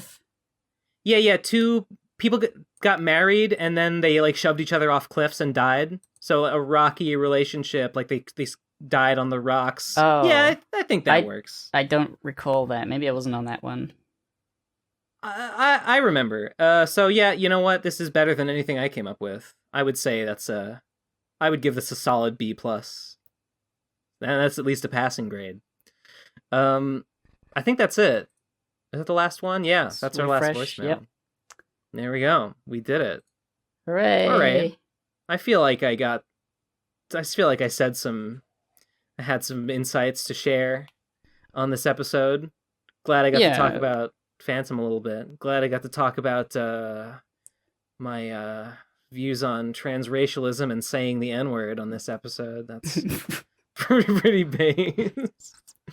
I'm happy with I can look myself in the mirror and say you're on a podcast and respect the face I see and say how are you the winning sperm. I can look at myself at the end of the day. I can still look myself in the eye and say you are on a podcast. I guess that's it. Yeah. Play Phantom's Revenge. Play Phantom's Revenge. Play Pumpkin Alley. The Pumpkin Patch. Check out the Pumpkin Patch. Find that 8 lizards. Can you find 8 lizards? I only found 4. Can you though? You think you can, but can you? Let's find out. Speakpipe.com/whatever, link in the description. I don't remember. Patreon.com/the Procrastinators. I'll upload some bonus episodes soon. I was saying before, there are a couple of bonus episodes of behind the scenes conversations that I just forgot to upload. I think there's 2. I haven't put up. But I will this week. Yeah, I'll do it this week. That's it. You got any last words? Before I make you walk the plank, yar, yo, dreamin'. Oh no.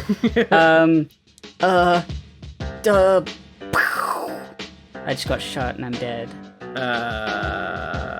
You killed her. Okay, bye. Okay, go.